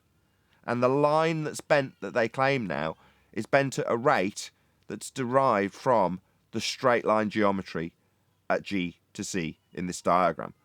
And if you actually read the blurb that Andrew Thomas Young uses to describe this, he describes drawing a line of sight to the geometric horizon. Now, he's got to have one because that's where your geometry comes from, only to refract it into a non-geometric position marked OH. Well, we only have one horizon. And the horizon in the begging the question proof of nothing perspective hijacking Earth curve calculator is claimed to be a physical obstruction at 1.2 times the square root of the observer's height in feet, and repeatedly and frequently claimed to be blocking boats and buildings into the distance with its physicality. Now, the moment that you show that the physicality is beyond its geometric limitations to block stuff, i.e. the hill that was in the way of things in the distance yesterday is now behind them today. Yeah, that's a physical and geometric impossibility. Ergo, the Earth is not a sphere Earth radius 3959, and the horizon is not Earth curve. And in response to this argument, we've even been asked, why would you expect to see this geometric horizon, aka the Earth curve, aka the obstruction, the physical obstruction on your Earth, on your ball? Yeah. Why would we expect to see it, is their response. Yeah, we're asked why we would expect to see a physical limitation to our view to block boats and buildings. That's what anti-flat earthers ask us when we point out that Earth curves beyond its geometric limitations. Can't be a hill in the way, can't be a limitation to view, can't be Earth curve, can't give you an R value. When we point those things out, we are asked by our opponents, why would we expect to see Earth curve blocking boats and buildings with physicality? Why would we expect to see that? Answer from us, we wouldn't. Welcome to Flat Earth. Nathan, can you go to Master B for the I've just got citation? 1 second, Tim, if I could. Sure, go ahead, Adam. Just in terms of what Chocolate was saying, this is what we were presented with by our good friend Mick West. This is what we were given as Earth curve back in the day, back in 2017. These images, this was the curve of the surface of the Earth. This is what, I mean, this is like Pontchartrain, isn't it? But Most excellent, Adam. Keep that picture there, and let's refer to it after I read this little citation. Calculating Yeah, atmospheric refraction. Feel free. This is some, as you can see at the bottom, copyright Andrew T. Young. Calculating atmospheric refraction. All the discussion above deals with plane surfaces, but the Earth isn't flat. Please explain to me what this means, given that Adam just showed a picture from a baller telling us, see, the Earth is curved. So it's amazing Andrew Thomas Young couldn't find that place to measure or calculate. Because he says all discussion above deals with plane surfaces, but the Earth isn't flat. To deal with refraction in a curved atmosphere, we have to introduce some geometrical considerations, which have been put on a separate page. Well, it's amazing. Why didn't you just hook up with this baller here, A.T. Young, and just measure what he's got there? My question is, if the Earth is a ball, then where did he get the plane surface he was talking about from again? Where did he get that from? And why is he claiming that air is sphere-shaped? When it moves through the sphere-shaped air? No. Notice the exclamation point is, but the Earth isn't flat. Notice the position he must have, even though it's not at all there, because the question is, any proof of R? No, but I'm going to make it R, because I'm going to say the opposite. The Earth isn't flat, and I'm going to use the flat Earth measurements to get my R. And you would only say that if the previous statement was saying the opposite. So you wouldn't say that, but the Earth isn't flat, if your previous statement wasn't saying the Earth is flat, because that's exactly what he's saying. Absolutely. So when someone sees this and doesn't sense it or see a contradiction and just accepts it, that person's not thinking, or that person says, you know what, I worked 6 years for this master's and I've got to have this job, so I'm just going to go with it. That's the opposite of what the panel members on this show are. Yes. And that's what I was talking about before. Like somebody like Professor Phil, I mean, you hold these guys, somebody like Andrew Thomas Young, who's a subject matter expert, you hold that to an authority, right? That's where you're getting information from in the narrative. So when he says something and you're appealing to what he's saying, but what he's saying is wrong, what does that make you? Wronger? Yep. Wrong. Yeah, it's a shame. Well, that is the conclusion to Housekeeping. So with 120 people watching, good numbers today, more so than normal at this sort of stage of the show. So the reason there's 120 people watching today is because the people who are regulars share the show. So a very warm welcome if you have just joined us. There's a good chance you've only just joined us because somebody shared the show with you. Please do the same. Smash that share button.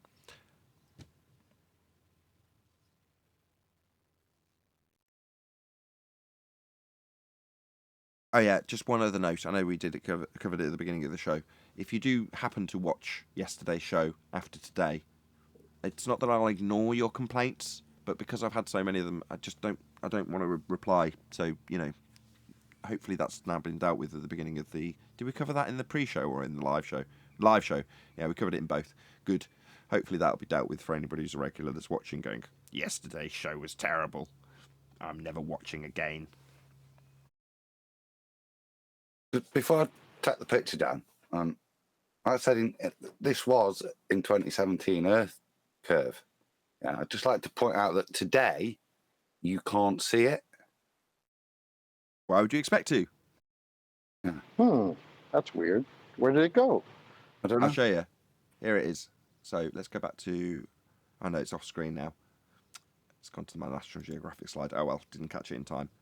Had a picture of the National Geographic representation of what they claim Earth curve is, where they show a guy in side profile, aka Muppet Vision, aka orthographic view, and they show a physical limitation based on a sphere Earth getting in the way of a boat. Like that's what Earth curve used to be, pre-Black Swan. Now we wouldn't expect to see Earth curve. Now why would we expect to see Earth curve is the question we're asked. Happy days. However, go on. Nah, I ran across Bill Nye's video, the other fallacy guy, right? And when I ran across that on YouTube, I thought to myself, I would love to run into this guy and say, hey, you know, everybody that's arguing for this now tells us we would expect to see what you're just demonstrating to people we would see. How do you feel about that? Yeah. I'd have a good old time with that one. It's another. It's an Earth curve example that's akin to the Neil deGrasse Tyson example. Earth turns underneath the football. It's assisted by Earth's rotation. The field goal only went in because of the goalposts moving underneath it. That's what he's telling you, right?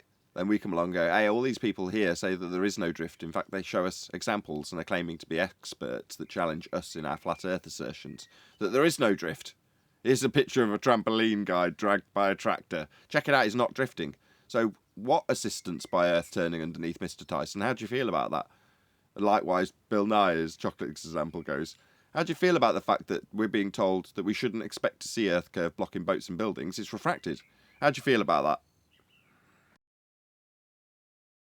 Well, don't forget the necessary antecedent for that is there's got to be no Atmo day. So everybody's dead. So who could see it?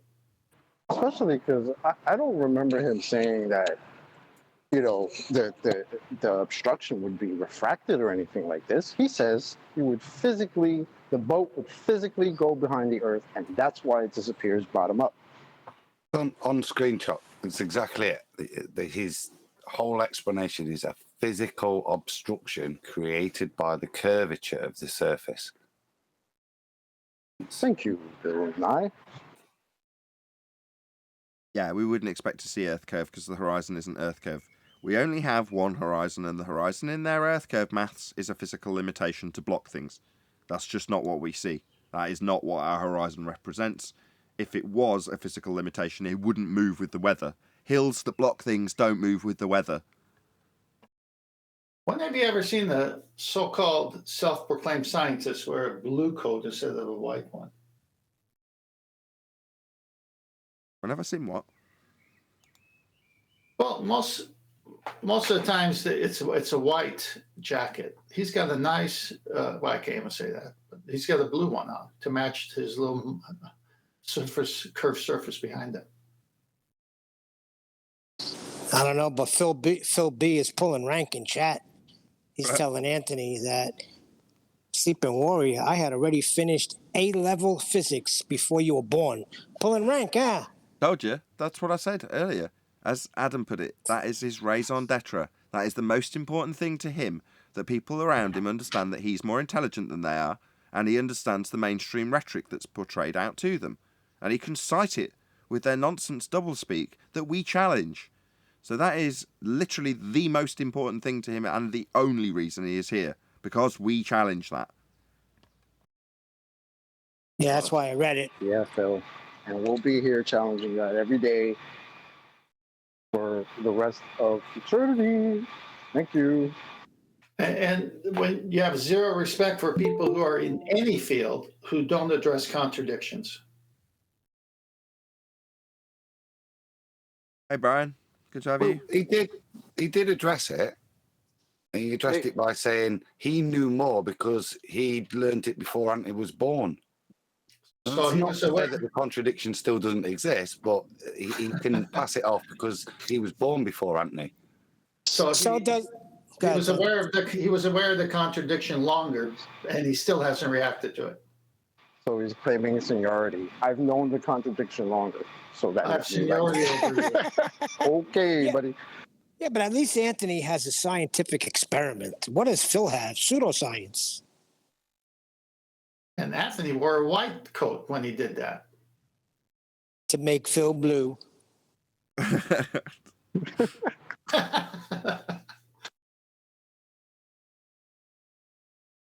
So yeah, this has been a very PG-rated show today. Hope that's appreciated by all the audience, especially the ones who sent me complaints. Was that really the complaint? What, there was a lot of cursing? Is that what it was? No, it's... Wait till you hear it. The cursing is almost tolerated by the audience and indeed the panel if the end result is good. If a point's made, if there's something learned, then it's normally more likely to be tolerated. It might get a few minor complaints. This would be better if it didn't have any swearing in. Now, typically, I get around that by just editing it out when I make it into a video. But obviously, yesterday's nonsense wasn't going to get turned into a video. It didn't yield anything, did it? So therefore, you've just got the swearing, the obfuscation, for what? Well, yeah, that combination definitely ticked people off. Yeah, was that the guy yesterday, Matthias? Yeah. Yeah. Not being heard. Well, he came in the pre-show, and I respectfully said to him, "Can you just tone it down a bit today?" and he immediately started calling us names and swearing at us. It's like, oh God, okay. Hello, can you hear me? Yeah, today. Yeah, we hear you. Okay. We started questioning if clouds are responsible for rain. What does that tell you? Well, that's one of the reasons I actually viewed it as positive. Good. Question it all. Come to the understanding. Have somebody detail how they've viewed it actually physically working as Adam did. That was probably the only useful bit. Now it's rudimentary stuff, and I realise that. So having to play devil's advocate to get the argument moving along, in many instances, makes me cringe, because I have to sound stupid to move the conversation along. But hopefully it does. That is literally the only useful bit of that discussion yesterday. A basic discussion about the water cycle. Does fire really burn? Come on. What about phlogiston? Good examples. Now, I love how Neil's coming out with them like he thinks they're detrimental. No. Adam, can you... You're busy? I don't No. Phlogiston. Can you explain to Neil what phlogiston is and how that's relevant to his last comment? Well, phlogiston was supposed to be this magical thing that converted things. So within terms of combustion, phlogiston was involved, I think. So it was a strange concept that basically, it's a bit like the old dark matter ether, isn't it? It was a thing that was attributed to do something, just to fill in a convention or a model. So whether there was a lack of understanding in this case, it's to do with burning, fire. The essence of that was attributed to a etheric matter called phlogiston. So phlogiston. Can I pull a Fonzie now? Hold on. To parallel that with what you just said, so when you said, "Oh, does fire burn because of phlogiston?" Then, do you see where I'm going, Neil? That could very easily have some nonsense spun into it that might need unpicking. Now, I don't know if there's some elementary aspect to the water cycle that we might have uncovered yesterday. No, we didn't, but we might have done. And that's why I don't want to put the kibosh on that. Now, I gave that as my justification right in the middle of the pre-show, followed by a concession after a detailed explanation for why it was objectionable by 10th man. Now, you have to weigh these things up in the moment, and you're never privy to the hindsight that says this isn't going to end well. You don't know that in the moment, do you? But I'm not trying to make excuses. I have taken everything on board that people have told me. Does shit really stink? I knew it wasn't going to end well. I think the most important part is the questions are great. And I like your patience at times when you wait for something to, play out. But I think hard and fast, the rules got to be is you got to be civilized and behave because the show must be shareable. I think that's preeminent above any of these possible findings if we let the guy stay longer. If his behavior is bad, he's got to change it and he can come back in later. No one's saying he can't come back and say the same thing more civilly. Agreed. Considering this show is a daily show, and obviously, therefore, there's going to be a certain repetitive nature to it, for good reason. We want to educate people on the subject. But to keep high viewing numbers, which we do, we're well over 100 viewers all the time, every day in, day out. Well, that takes some, and hopefully, as a result of keeping it a little bit more PG, by way of me personally, because I'm probably the worst culprit here in terms of the language. I say it on the intro every day, but I'm no different to anybody else when I get triggered. In other words, my language gets worse. And that's the reason for the rule. In other words, it's not because I don't want people to swear, because most people can tolerate an F-bomb here and there. They can, even if they're very, very straight-laced Christians. They can tolerate the odd F-bomb. You know it, come on, just admit it. Right? But if it's non-stop and it's gratuitous and it gets worse and worse and the person's more and more angry, that is where the line should be drawn. Now, that line has now been moved back a couple of feet. In other words, at the first signs that people are going to turn this into just disseminate the conversation into abuse and swearing, then, it's going to be ended a little bit quicker than it was before. That's all that's going to really change. But I think that's all that needs to change. Because I do still want people to get to their point, if there is one to be made. A slip up every now and then is human. That's not the problem. The problem, he started attacking panel members as if that's part of the argument. A bit like the old days, isn't it? A standard fare, though. There. Exactly. Like the olden days? You mean like what we get from the opponents all the time? Yeah, but if somebody used a profanity in just within the sentence to just accentuate it, or you know what I mean. You wouldn't pick people up, and that wasn't the point of the warning at the show. It was to stop them coming in to raiding nonsense, which was littered with F-bombs and insults as well. That doesn't help any conversation, and it was never about picking people up for their human faults. You know what I mean? But if you're coming in purposely like yesterday, and just like and perfect kicking out in the pre-show, yeah.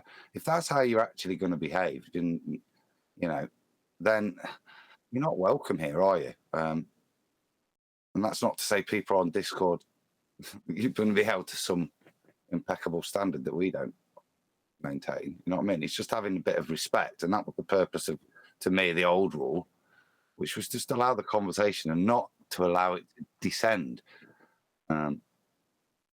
Yeah, agreed. That's the whole purpose of it, so that when the conversation reaches a point that it's no longer useful and somebody's just arguing and it's just a shout, that's an excuse for me to say, no, you're swearing, because that's typically what will happen. And I can kick them out for all that reason without any particular discussion about, did I meet this standard of this rule about, no, just you were just swearing, so bye-bye.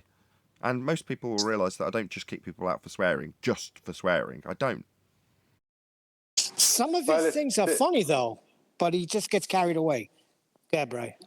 All right, thanks, Steve. Yeah, no, what was going on with him, which is what goes on with a lot of people I find on the flat Earth side, and I suppose the globe side up to a point too, is he probably spends a lot of time on Discord and having, let's say, BS arguments with people on Discord, but it was very obvious that he didn't think anything out concerning, I'm feeding back there on somebody, he didn't think anything out concerning the questions he had. He just wanted to attack whatever was the official explanation for it without giving it any thought. And he kind of masks over his lack of knowledge and lack of confidence in being able to just research something by just by being abusive and using constant swear words when they're not necessary. Swear words are very, very, very, very well put if you put them in the right place. Nobody has a problem with them. But when you're constantly using them, it's a sign that you're spending all your time on the internet and you wouldn't be able to speak to somebody in reality in the way that that he was speaking with some of us yesterday. You just wouldn't get away with it in reality. You can swear all day in reality, but if you start speaking to somebody in that way and swearing as well, in reality, you're not going to get away with it. They're going to pull you on it. They're going to, So he's somebody who spends too much time on the internet and not enough time while on it researching and learning stuff. Yeah, he ain't gonna. What? He ain't gonna call me a bitch ass in person. Oh God, that's not what this is about, Neil. You should be able to rise above that by now, Neil. I am above it. But Neil has a point though. He shouldn't be like this fella. Shouldn't be coming and calling.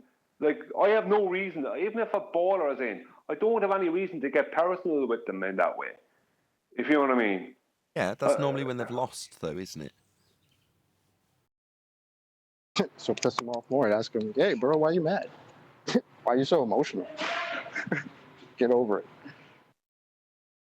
I disagree on a different standard. So what I'm saying, the reason I disagree is because an implicit understanding of how some people, not all people, have a very different persona online. They believe that they can get away with more than they could if they were in person. And, that's exemplified when you say something like, well, they wouldn't behave like that in front of me.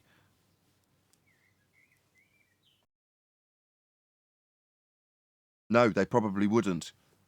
Me, I'm exactly the same online as I am in person.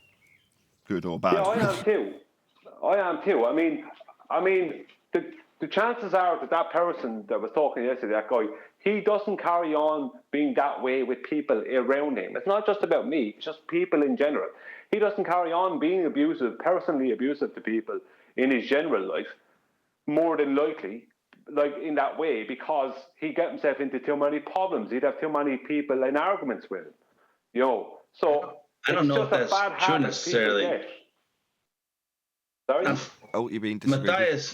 Matthias, if I might just not coming to his defense. Matthias, I just happen to know, lives kind of a hobo lifestyle. Like he lives like out in the woods. So he's a very hardline individual. So I don't know. I think he's very quick to get angry. So that's definitely a character flaw. But I don't know. I don't know if he's any different online than he is in real life. I don't know for a fact. No, I was talking in Hobo, you general. say? I wasn't specifically referencing Matthias. I have no idea what it's like in person.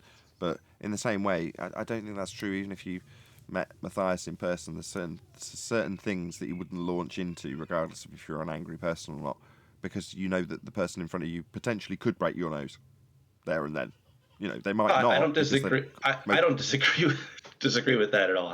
I just saying he may be the kind of person who's prone to, flying off the handle a bit. Yeah, and likewise, people who have that in their online persona, i.e. they get they're short-tempered, are often like that in real life too. I'm about the same in terms of how quickly I'll lose my temper in real life as I am online. But with some people, they'll take that to the extreme online because they know there's no physical immediate threat to them, whereas their base instincts would say, don't do this, you might get hurt. So they'll moderate themselves in a different way. In other words, most of the time when you see people's online persona where I say, oh, because I can get away with it, actually that's more like the real person that they're just containing when they're out and about, when I've experienced people like this in real life. So if they're a bit pervy, for a good example, people who are like sleazy when they're talking to the opposite gender online, this is true for both sexes, they, when they're out in public, will hold that back like a mask. The mask of their general public persona is hiding the fact that they're actually quite sleazy, and then that mask slips when they go online. So you're right. In other words, the person who's quick to anger online with threats that wouldn't necessarily go over in person because they might have an immediate danger presented to them as a result, are just presenting themselves in a more realistic way because of that lack of danger. So they just get to be what they really are. A bit scummy, a bit angry, a bit pervy, a bit whatever, because there's less of that immediate threat. Yeah, that makes sense. Pushback when you... Sorry. Go on, Brian. No, I think that lad was going to reply to you and I stepped on. I'm good. Go ahead. Okay, yeah, it's just less pushback you see online. I agree, Nathan. A lot of people, their online persona is who they really want to be out in the real world, but they can't get away with it. Or they know it's going to cause them too much bother, so they hold it back, that kind of way. I'm the same as you. I am the way I am online. If I say something to someone online, I have no doubt I'll say that to them in real life. I don't care. I have zero care about it. If I got to the point of where I'm saying something to you and I'm angry or something, then I will definitely say that to you in real life. No doubt about it. I don't care. But I don't do that. I do it because I'm online. I'm still trying to be just me. But a lot of people are like that, Nathan, where they want to be a certain way in real life, but they won't allow themselves to be that way because it'll cause them too much trouble. They'll be always bothered. So they hold it back. Who they really are, who they really want to be. Well, it's because of a certain fear. I believe this. It might not be true, but it's just what I think. People fear the public. So if you look at people's highest ranked fears, speaking in public is often higher than death by people's perception. So they're more scared of talking to a public audience, a gathering, for instance, than they are of being it by a bus. Just to keep it in simple, broad terms.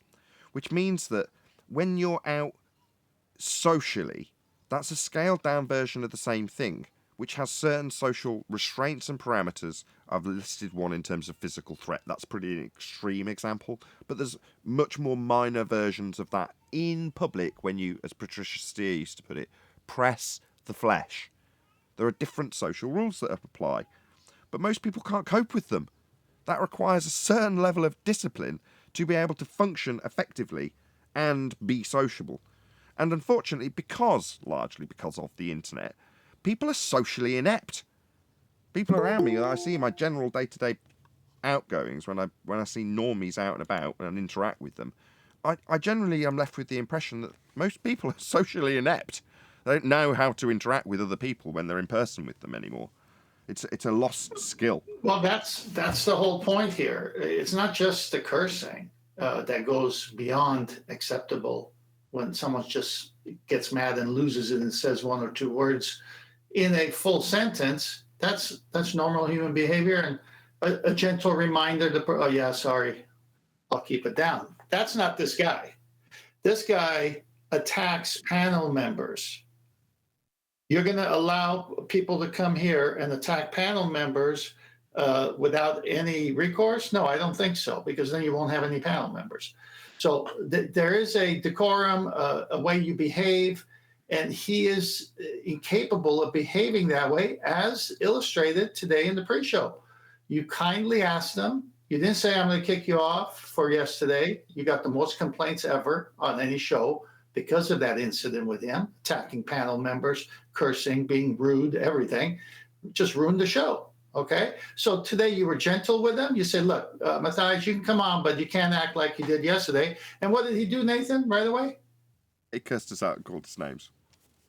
Right, so this guy is not capable of a public forum until he changes. And definitely, you should never allow anyone here to attack any one of your panel members without due cause.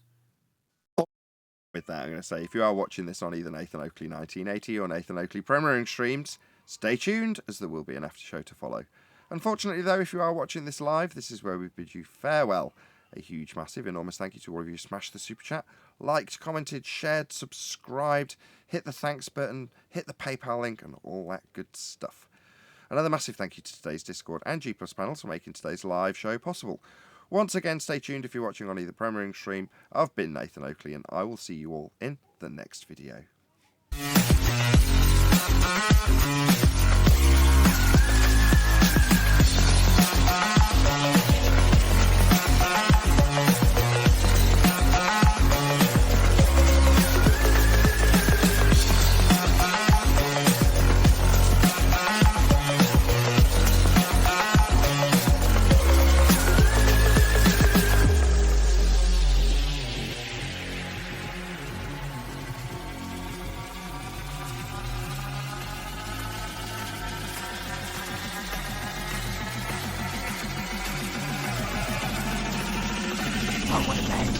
What a lovely day!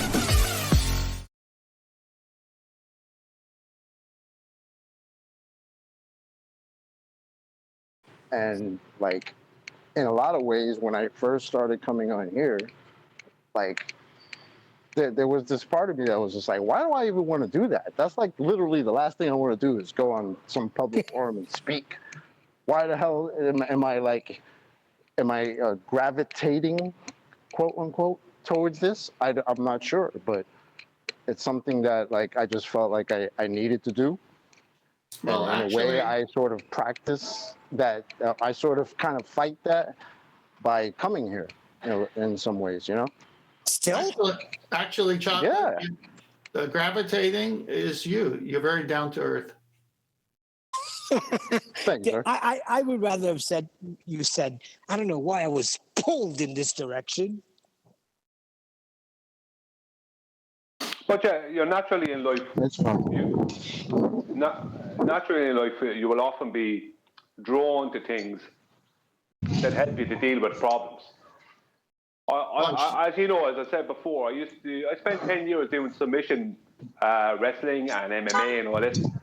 And the real reason I was doing a lot of that, I did like it and all the rest of it, was that I had problems with, really, really bad problems with claustrophobia. And so you have no choice when you're doing that. You're going to be claustrophobic, you're going to be stuck underneath somebody and stuff like that. So it helped me with that, do you know, kind of way. So the most I got out of all those years of doing that was that I got help with claustrophobia. Claustrophobia is one seriously hell of a drug. Claustrophobic? It's a hell of a drug. If you have problems with abuse of substances, call 1-800. I've forgotten your number for a free phone. What's the American free phone number? 1-800. Yes. I've completely ruined the gag now, of course. Yeah, but I think everybody. I mean, I'm claustrophobic. I don't like to be stuck in tight spaces. I start to hyperventilate. Yeah, but how bad I was, Neil, is I don't know how bad it can get, but I got to the point where when I was younger, my friends threw a net off the back of a goal, a proper net now, a big one off the back of a proper size football goal, like what you call soccer, on me, and I instantly felt like I couldn't breathe, and I bit and tore my way out of the net in a frenzy. Yeah, because they didn't realise. I had some bad experiences when I was a kid. Some bad things happened to me there, and causing me to be really claustrophobic. So with a net, because it was a net, it was enough. Even though, and it was outside. It wasn't inside. It was outside on a big piece of grass with the sun shining, loads of air, loads of everything. But because it was a net, because I felt restricted, I felt like I couldn't breathe, and so that's just a natural thing. It's just so. Oh, I get it. So the globe is a natural therapy for the extremely claustrophobic. Because we're contained. I see it as the reverse. In scale Because we're terms, contained. it's really small, Boom, boom. right? Globe Earth's really tiny.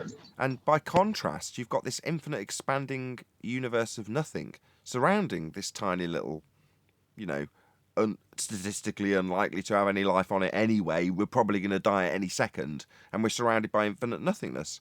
This tiny little speck of dust, right? I see it as very claustrophobic. But that's not a wall. It's not a container, like we're saying. I get your point. Think about it. Think about people's most important question is, where's the edge? Not because they want to, like, when you get past the silly, what if you fall off? It's not really about that. It's like, why can't we figure out the limitations? Why can't we go? If there's a dome, couldn't we inspect it and try to get out? Because people don't like the idea of being closed in. Who's Too bad they're all spoiled by space science fiction like that. But the other idea. Sorry. Go on, you go. I was going to say, like Eli said, people don't like the idea of being closed in, but the other idea gives people the notion that, a rock or some debris can come from some infinite vacuum and come and destroy you at any second. And the people that purport that stuff, they'll tell you that, Like exactly. It's no very wall weird. is more like no protection from the outside elements that aren't in line with natural law, but we'll come to that maybe in a different part of the discussion. But in terms of us being limited, well, okay, because we know that there's containment of some description, does that mean that there's a severe limit at the ice wall edge we've been told on the pizza pie model? I don't think so. Now, as far as I am concerned, as I was going to say earlier, I'm not necessarily an infinite plane believer, but I don't know where the limitations are. Now, those limitations, in quotes, used to be the horizon in a very physical way. Well, now our metaphorical horizons have been expanded on beyond that limitation called Earth curve. Now it kind of raises the question, what is metaphorically beyond the horizon? At what point do you reach any limitation? At the horizon? No, definitely not Earth curve. At some made-up ice wall edge? I don't think so either, because people have gone onto the top of it and gone out beyond it. So where's the limitation? I don't know is the answer. That's what Maybe the limitation is space itself and not a physical barrier of some kind. But space Maybe to me is just at the space itself. space is at the distance beyond the horizon. When you look out towards in their model, that's the interesting juxtaposition, isn't it? We on the flat Earth, we were given this dome, this containment, this limitation, as if just because there is a dome, it's a limitation. But the reality is, in their model, there is this limitation. It's the limitation of the distance and the life of man. Within their model, you are trapped. You can't go anywhere. You can leave and go off and die, but you won't get anywhere. There's nothing to get to outside of the... I mean, you can't even get to Mars, can you? You know what I mean? They're faking that. But to go to another solar system, all these things, actually, within their model, you are trapped. you are stuck on this tiny little, and you can get to that the next stage of the cycle of this tiny little fragile thing. Right, with only advanced like spacecraft to be able, like, we're dependent on unification and industrialization to even escape our confinement on Earth, basically. That's that way out to appease the scariness of that is sci-fi, isn't it? But the reality within their model of time and travel is, no, you are trapped, and even if you did get away, you couldn't come back, could you? So you are trapped. To me, it's also like them telling you you're special and you're not special at the same time, right? Because they'll tell us, oh, we're just, particles of stardust that just happened to get together and that came from nothing and got together and created sentience, right?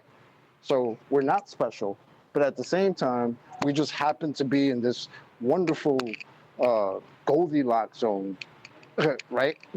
This planet happens to be in the Goldilocks zone where we're the only life that exists, that can exist, because we just happen to get lucky enough to be here. Right. So we're special enough to have all that, but we're not special because we're my cousin's a rock.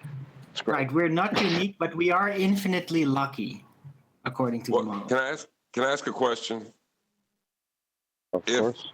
If all the world's oceans disappeared and you had a fish bowl with the last fish in it, is that fish trapped or is that fish saved?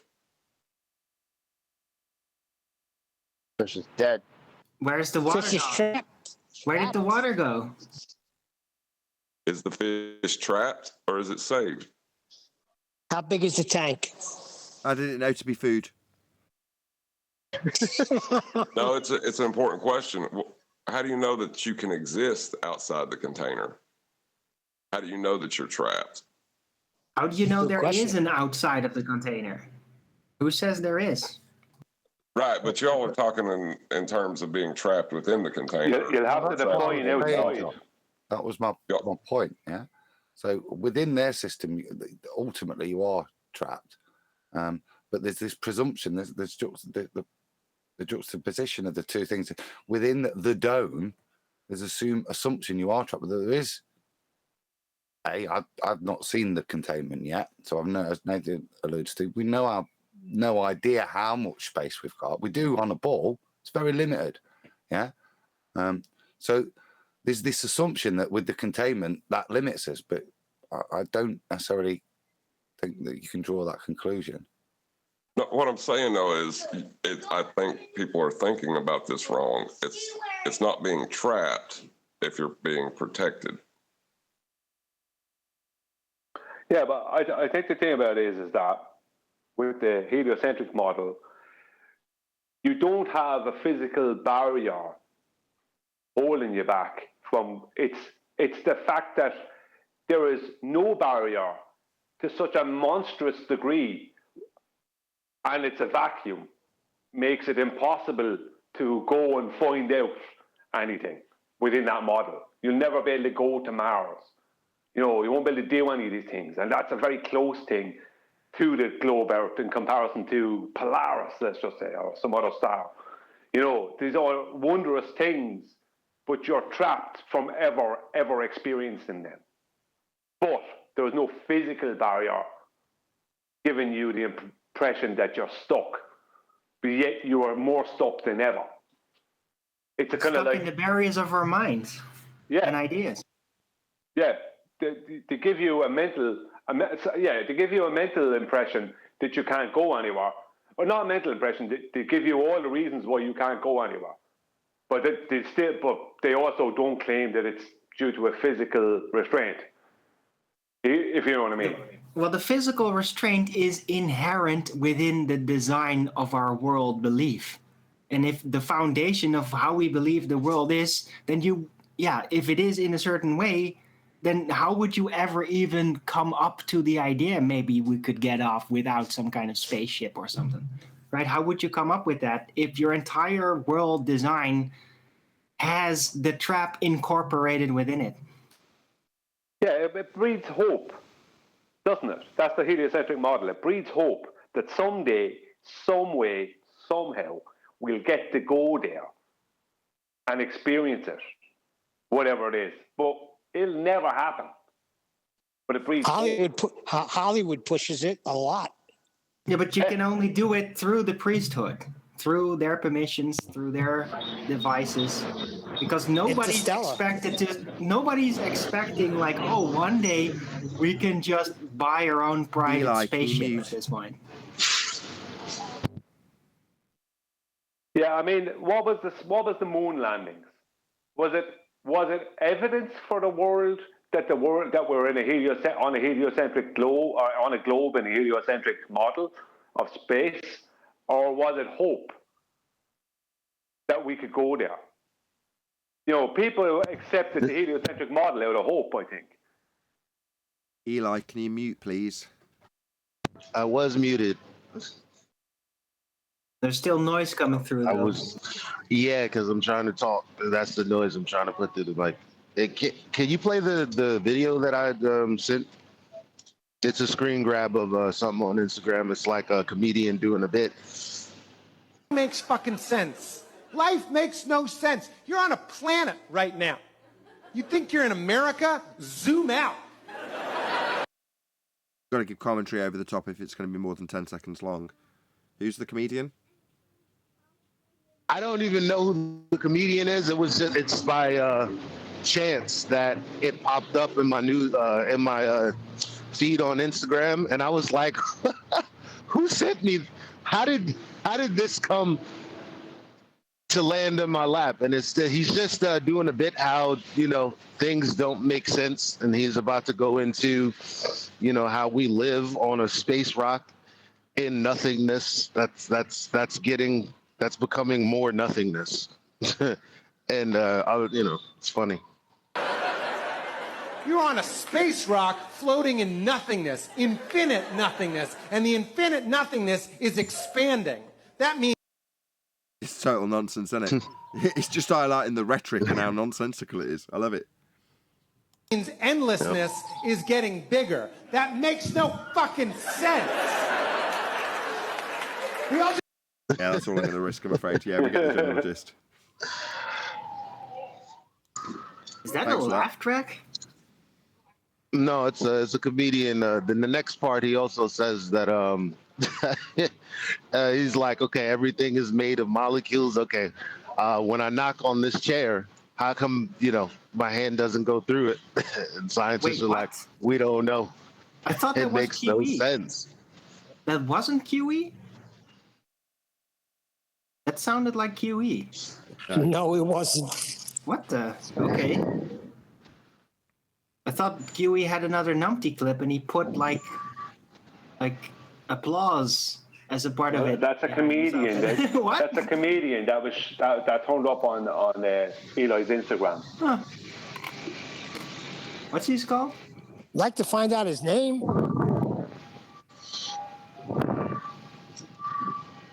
Perhaps one day. I just thought it was interesting that the way you guys were talking about this was whether you're trapped or not. I mean, that seems like a false dichotomy. I was wondering why his parents would call him perhaps one day. Chalky, who was the one that said, what was the moon landing? Brian? It was confirmation, Brian, don't you know? Confirmation that the lies that they've been telling us are true. Yeah, but it was given hope as well, Neil, because it gave hope that we could escape from this heliocentric hell. You know what I mean? From our globe hell, we could escape. We got to the moon, next it'll be Mars and Venus, and who knows, maybe the next galaxy or God knows what. You know what I mean? It gave people hope that we weren't trapped here. And that's why it was so easy to sell. Whereas if you tell everyone, no, we're actually trapped, you know, people may lose hope. But did you ever see the videos of people that, like that asteroid that supposedly hit Russia and blew out all the windows? I mean, what were those things? Does anybody know? Nobody even knows they were asteroids. You mean Tunguska event? Yeah. Well, first, First of all, nobody went there for like 40 odd years afterwards, and then they found this area that they attribute to that. It's in the middle of nowhere, so that's just another heliocentric story, isn't it? Is that the same one where? Happened. Hold on, is that the same one where you got video and you're hearing all the windows blown out of schools? Oh, you mean recently? Yeah, it wasn't that long ago. Oh, no, then 15, don't talk 20 about years it. ago? No, if it's recent, then don't talk about it.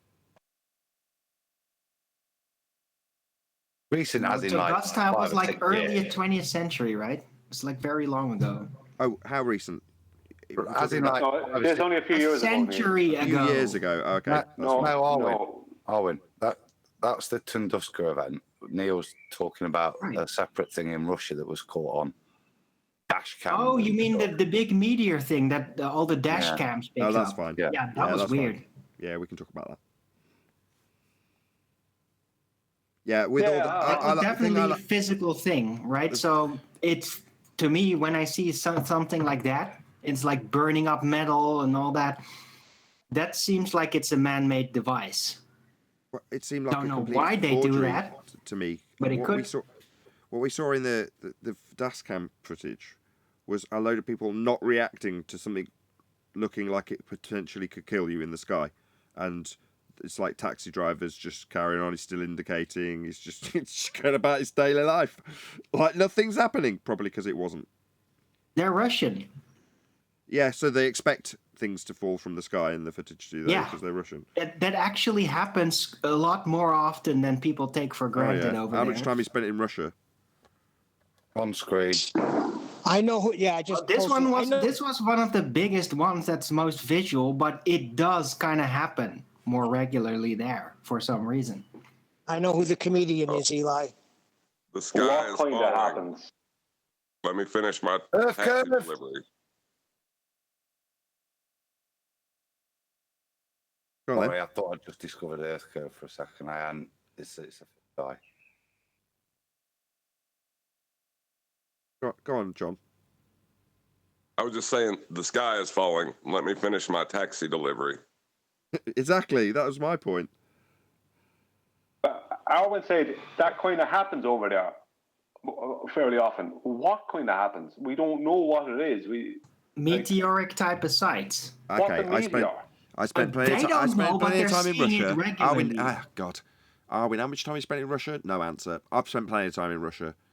No, I was reasonably interested in cosmology when I went out to that particular area and would have undoubtedly discussed it with the reps and various other people out in Russia. Nobody mentioned it. Nobody talked about it. It wasn't a common thing. So if it was common, I'd expect to at least have a vague familiarity with that aspect of the sky and how Russians deal with it. Well, no, that wasn't my experience. Now, I'm not expecting anybody to believe that I'm some Russian expert. I'm not.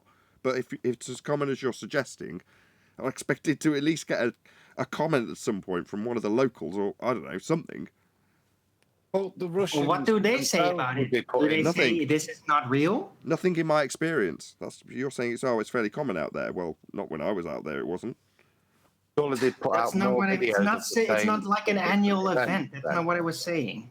I'm just saying there kind of is meteor sites all over Russia every now and then. It seems to happen slightly more regularly there than in other parts of the world. So we're told. Yeah. What's a meteor? Please, someone tell me what this meteor thing is, because I have yet to experience any meteor crashing onto the Earth and making this big hole. They never crash. Me neither. I've just seen shooting stars, and what we saw on screen looked like an elaborate version of what I've seen in slow motion. All right. Well, I have seen actual falling stars, not just lights that seem to blip by high up. I've seen and heard falling stars in person. So I know there is something there. But have you got a ground zero of that, though? Where did it hit? Where's the hole in the ground? They don't hit. They burn up. But I could literally hear it and see the light like bouncing off the environment because it was in the evening. That sounded fairly vague, Alan. Very vague. Very vague. Oh, I'm sorry. My personal eyewitness accounts. It's very vague. I must be making it up. Huh? Bouncing off the Nobody said environment. that. Just said you were vague, which you are. Yeah, I'm sorry. It's an eyewitness account. What the hell you expect me to do? It wasn't even before I got into Flat Earth or anything. It was just at some party. But I did freaking see it. And I heard it. And I've told other people. Like, did you see that? No one's questioning your credibility. We just said you were vague, which you were. All right. I don't know what they are. I'm definitely not holding on to any heliocentric nonsense assertions about them. But I do distinguish those types of glittery, weird, burning up type of metal rocks that never hit the Earth. They never make an impact. And light blips at the edge of our vision, which I think are purely holographic part of the celestial heavens. When you say burning up, what do you mean? I mean, you can literally see it burning up like fireworks. Like, you know, one of those manganese type star on a stick. That is exactly what it looks like when you get more. So are you giving physicality to these things in the sky? Or do they burn? Do that? Yes, with proximity, with light. Look at him growing. There you go. Could I just? I already made the distinguishment. There's two different types of meteoric sightings. Ones where there's actual objects that do actually burn and make sound, and just a bunch of light blips up in the sky that never reach you and that are much more regular, which I think are part of the celestial hologram. But are you saying they burn? How can they burn, Arwen? They burn, of course. But but that goes against your holographic theory. No, they don't. That doesn't go against my holographic. I already specifically noted 2 camps. Meteor, actual thing that burns. Meteor, part of the celestial light. 2 different things. You understand? I don't know. I don't know about these meteor things. Okay. I do. I've seen one with my own damn eyes. Brian, Adam's been trying to get a word in for the last 2 minutes. Go ahead, Adam. I'm sorry. I was just gonna. I'll share screen again. Real quick, the comedian's name is Pete Holmes. So you've been talking about whether there was physicality or not. I'm showing you the pictures. This is like an internal image. If I can just play like 3 seconds, I think this is just when it does hit.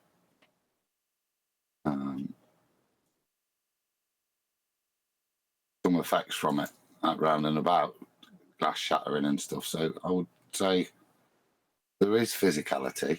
I'm not sure how you would make a distinguishment between 2 types. How you could say that. Sometimes we see lights in the skies, and that's all we have. The only effect we have, whether they land so far away, all of them, or whether some of them don't land, I'm not able to say. So I wouldn't be able to make those distinguishments. But no, I don't even know if I it's do. man-made. I can. Well, you obviously you can. So I'll yield to you so you can describe how you've distinguished it then. All right. Well, the celestial side effect type of falling star, they never have any angular size change. It's always a line in the sky. It's always going to be basically a line on a sphere. You never see a celestial falling star come toward you, growing bigger. Never. It's always just a line on the celestial demisphere. That's how you know. Then there is anything with that one is first. not that. Before you change. Oh, okay. Stick with that one. Of course. Stick with that one. But before you, that's important. Why does that validate that? Because I would just say that could just be another one that's so far away that all I'm seeing is just, you saw on that one, at a certain distance, all you'll see is a straight line. So it's only if it's actually got a GP close to you that you're going to see that effect. So those effects could just be the fact that those ones are just really, really far away, but you just see a bit of them. Yeah, if you're going to rumpus me, I'm not going to have a discussion about it. I'm not rushing you. I'm dealing with the first point. I wasn't finished yet. So I'm just saying that validation doesn't preclude them from ever hitting the ground. It just means at the point you're seeing them, they're so far away, you're not going to see that perspective change. That's not a... Oh, really? They, things. So you have a claim of an object. What's your proof? Oh, motherfucker. Yeah, that's what you get when you deal with the person that literally discovered physicality assumption bias among you, okay? Wow. I know what I'm talking about. I made a show dedicated to this specific subject 5 years ago. It's still there on my channel. You're spazzing out. I'm not attacking you. I'm addressing the point. Calm down and deal with what I said to you. Don't tell me your status. Yeah, just address the point.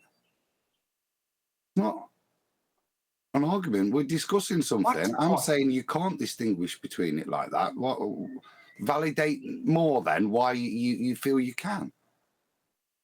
I already told you the signs are infinite. If it's just a blip up there, how can that even be a thing burning at that height? There is no logical framework to back up even a theoretical possibility of that whatsoever, right? Because things, I'm not done yet. Things don't burn up in very low atmosphere gas pressure, yeah? They burn up closer down to Earth because there's actually stuff that can make it burn up, yeah? So a blip up there is not going to be a burning rock. That's ridiculous. That's physically impossible.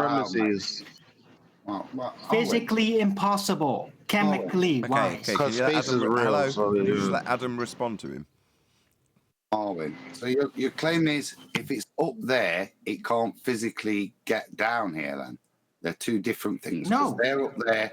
They couldn't get lower over time as they keep going and they're on a downward thing like we see some of them that eventually do get lower.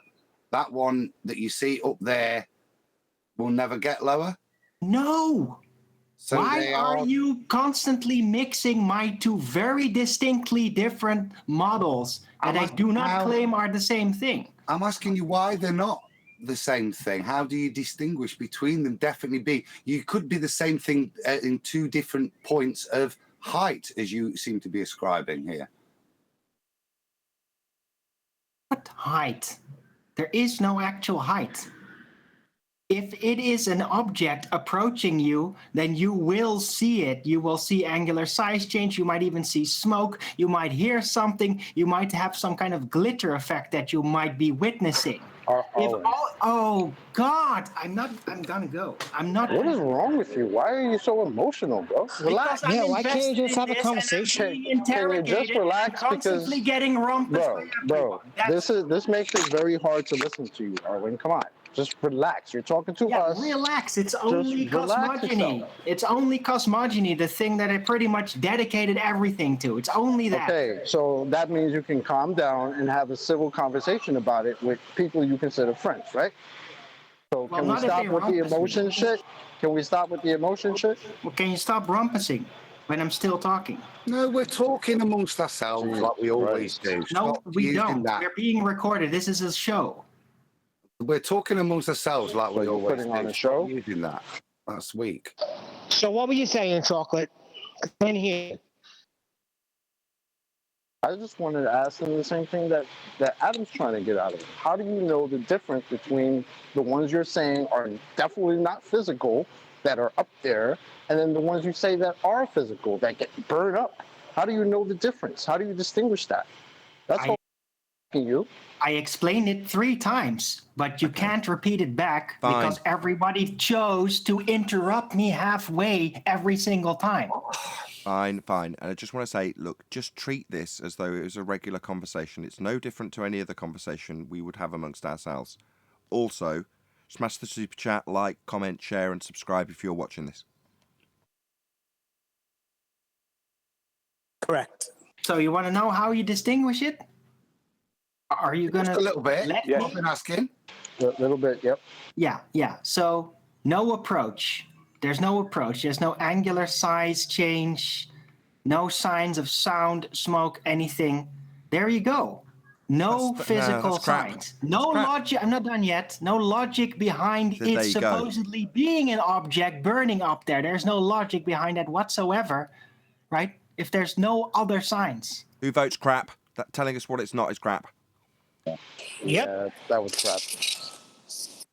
It's only not burning, Arwin. I can make a model. It's only not burning because it's a little bit higher up, so there's not enough air for it to start to burn up. The air's too thin in the density column. It's only when it gets lower, and it's on a more downward trajectory, you'll start to see that. That's the same thing and explained in both circumstances. And where do you see that? All the time. Every time I see really? the two different types, I've put them in the same model. Yeah, they're the same thing.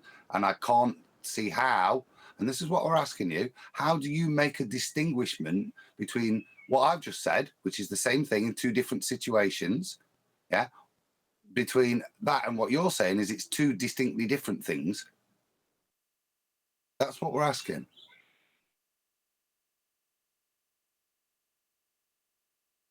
He doesn't have I don't get it. I really don't get the issue here.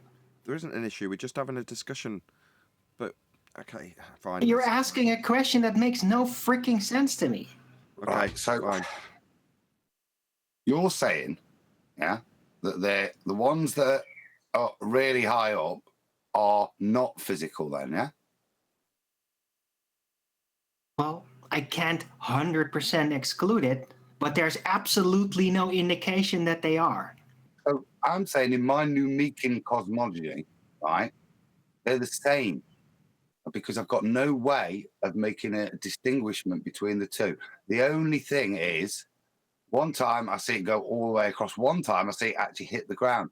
When I see it go all the way across the sky, it could eventually end up hitting the ground, but so much further away from me that I don't see those effects. But if I was further enough away, I would see the effects of when one is close to me and hits the ground. I'm just so far away from the GP of where it's going to be that I only experience it in the just a light in the sky moving across rapidly phase. And I'm not able to distinguish and say that those two phases, just a light in the sky and the crashing into the ground, are different things. How are you able to make that distinguishment between the two and say they are two different things and not the same thing in different phases of its life, whatever? I'm sorry, that is a 100% presuppositional based question that I could never answer. Because you're presupposing that they are, literally presupposing that they are two things of the same cycle. I don't think there is I've never seen an actual proximity physical type meteor that would burn up there. It doesn't happen. It burns when it gets down here. That's when there's actual burning happening. It doesn't start super high up. That only happens in movies. So, what difference does that make to what I just said? You've just back to what I said. There's that when no it's really high up, all you see is it going across the sky, and when it's lower, it really starts to burn up more, and then it eventually hits the ground. Yeah, and it doesn't start up burning high up. Because that never happens with the physical ones. They don't do that. Which is why you don't see the big burny bits then. And you just see just a small dot of light going across the sky tracking with no angular size change.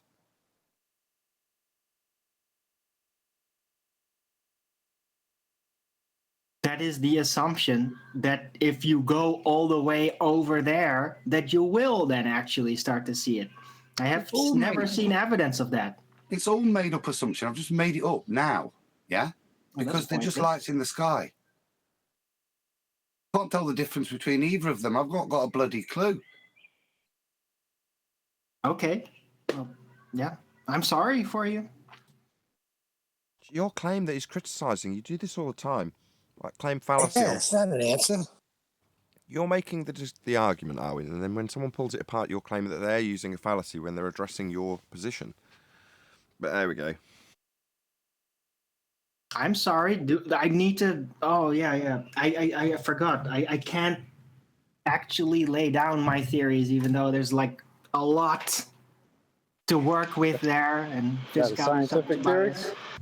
No, it's not a scientific theory. None of these theories are scientific. Nothing we talk about is scientific. Don't get emotional when someone pulls it apart. Like you said, colloquial theory, right? I'm not making a scientific claim. I never do. It's a waste of time. Right? Well, it's not that it's a waste of time. It's that we only call something a theory when there's actually evidence of the supposition being tested and concluded to be validated. That's it. So anything outside of that is, well, I'm saying what I'm saying and it makes sense. And, we're getting into the realms of the metaphysical, which is a real thing. And, there are things to be learned in philosophy. But what you're saying is, we're just saying, well, you can't validate it. I might be able to validate it, but I can't. I don't have the tools or whatever to do that. I would have to do like high up research and actually try to study these high up apparent meteors like very closely. I'd have to be able to get lucky to even get a footage set up and actually catch all that in the right way. Right? This is so by definition possible to do that.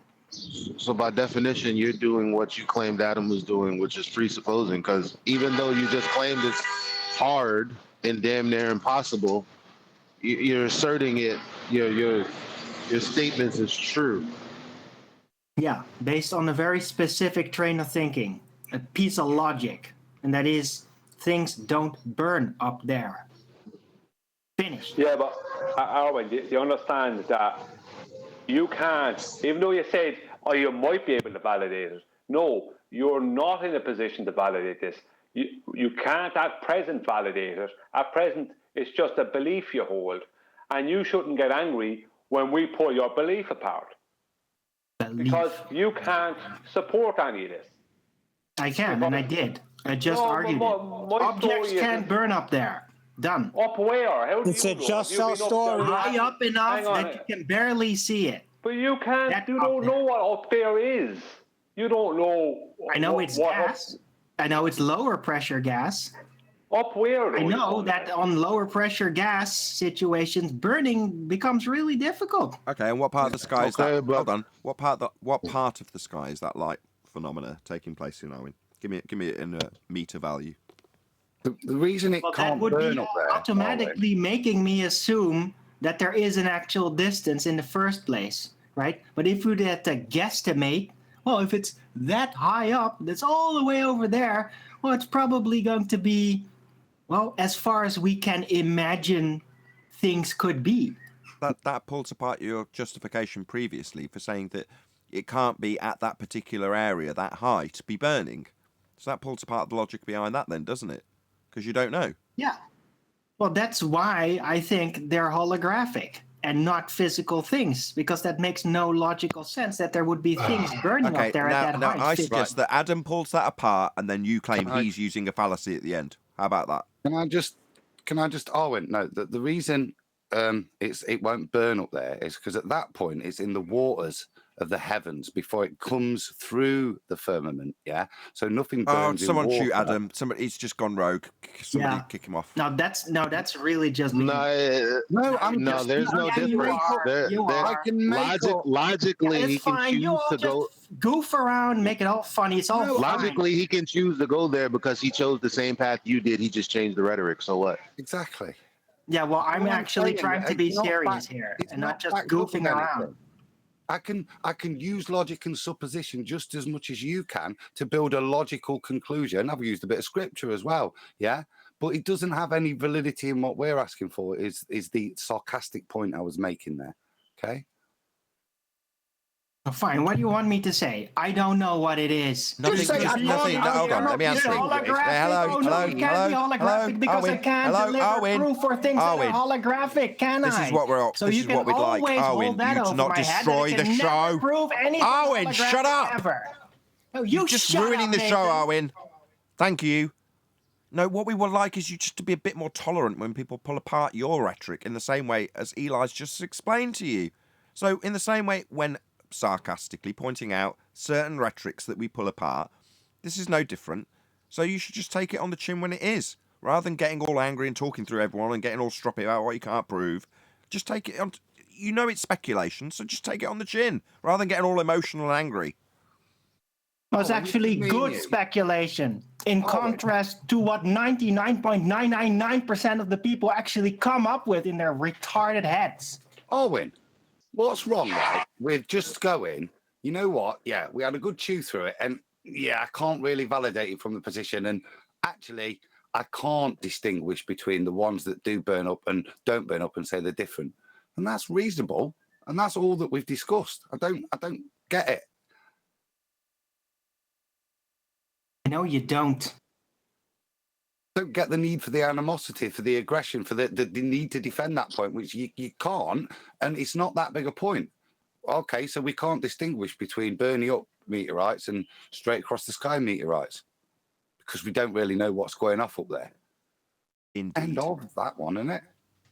There is evidence. There's evidence all over the place. It's just I'm trying to lay it down, and all you guys are doing is waltzing straight over it and then inserting ridicule alternatives. No, because we're questioning your epistemology. Okay, That's what why. evidence? Yeah, I know. I It's haven't all seen any it's evidence. by questioning the way I do things. No, I know. When I no, say stop. holographic, it's just wrong. Stop. I know. Stop.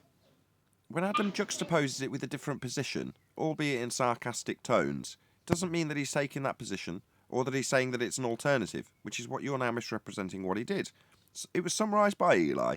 The whole point of what Adam did was to say, here's an equivalent. We don't hold to it, that's why it was put in sarcastic tones, not to knock you, just to make it clear. I picked up on it immediately. Well, Adam's gone rogue. Obviously not.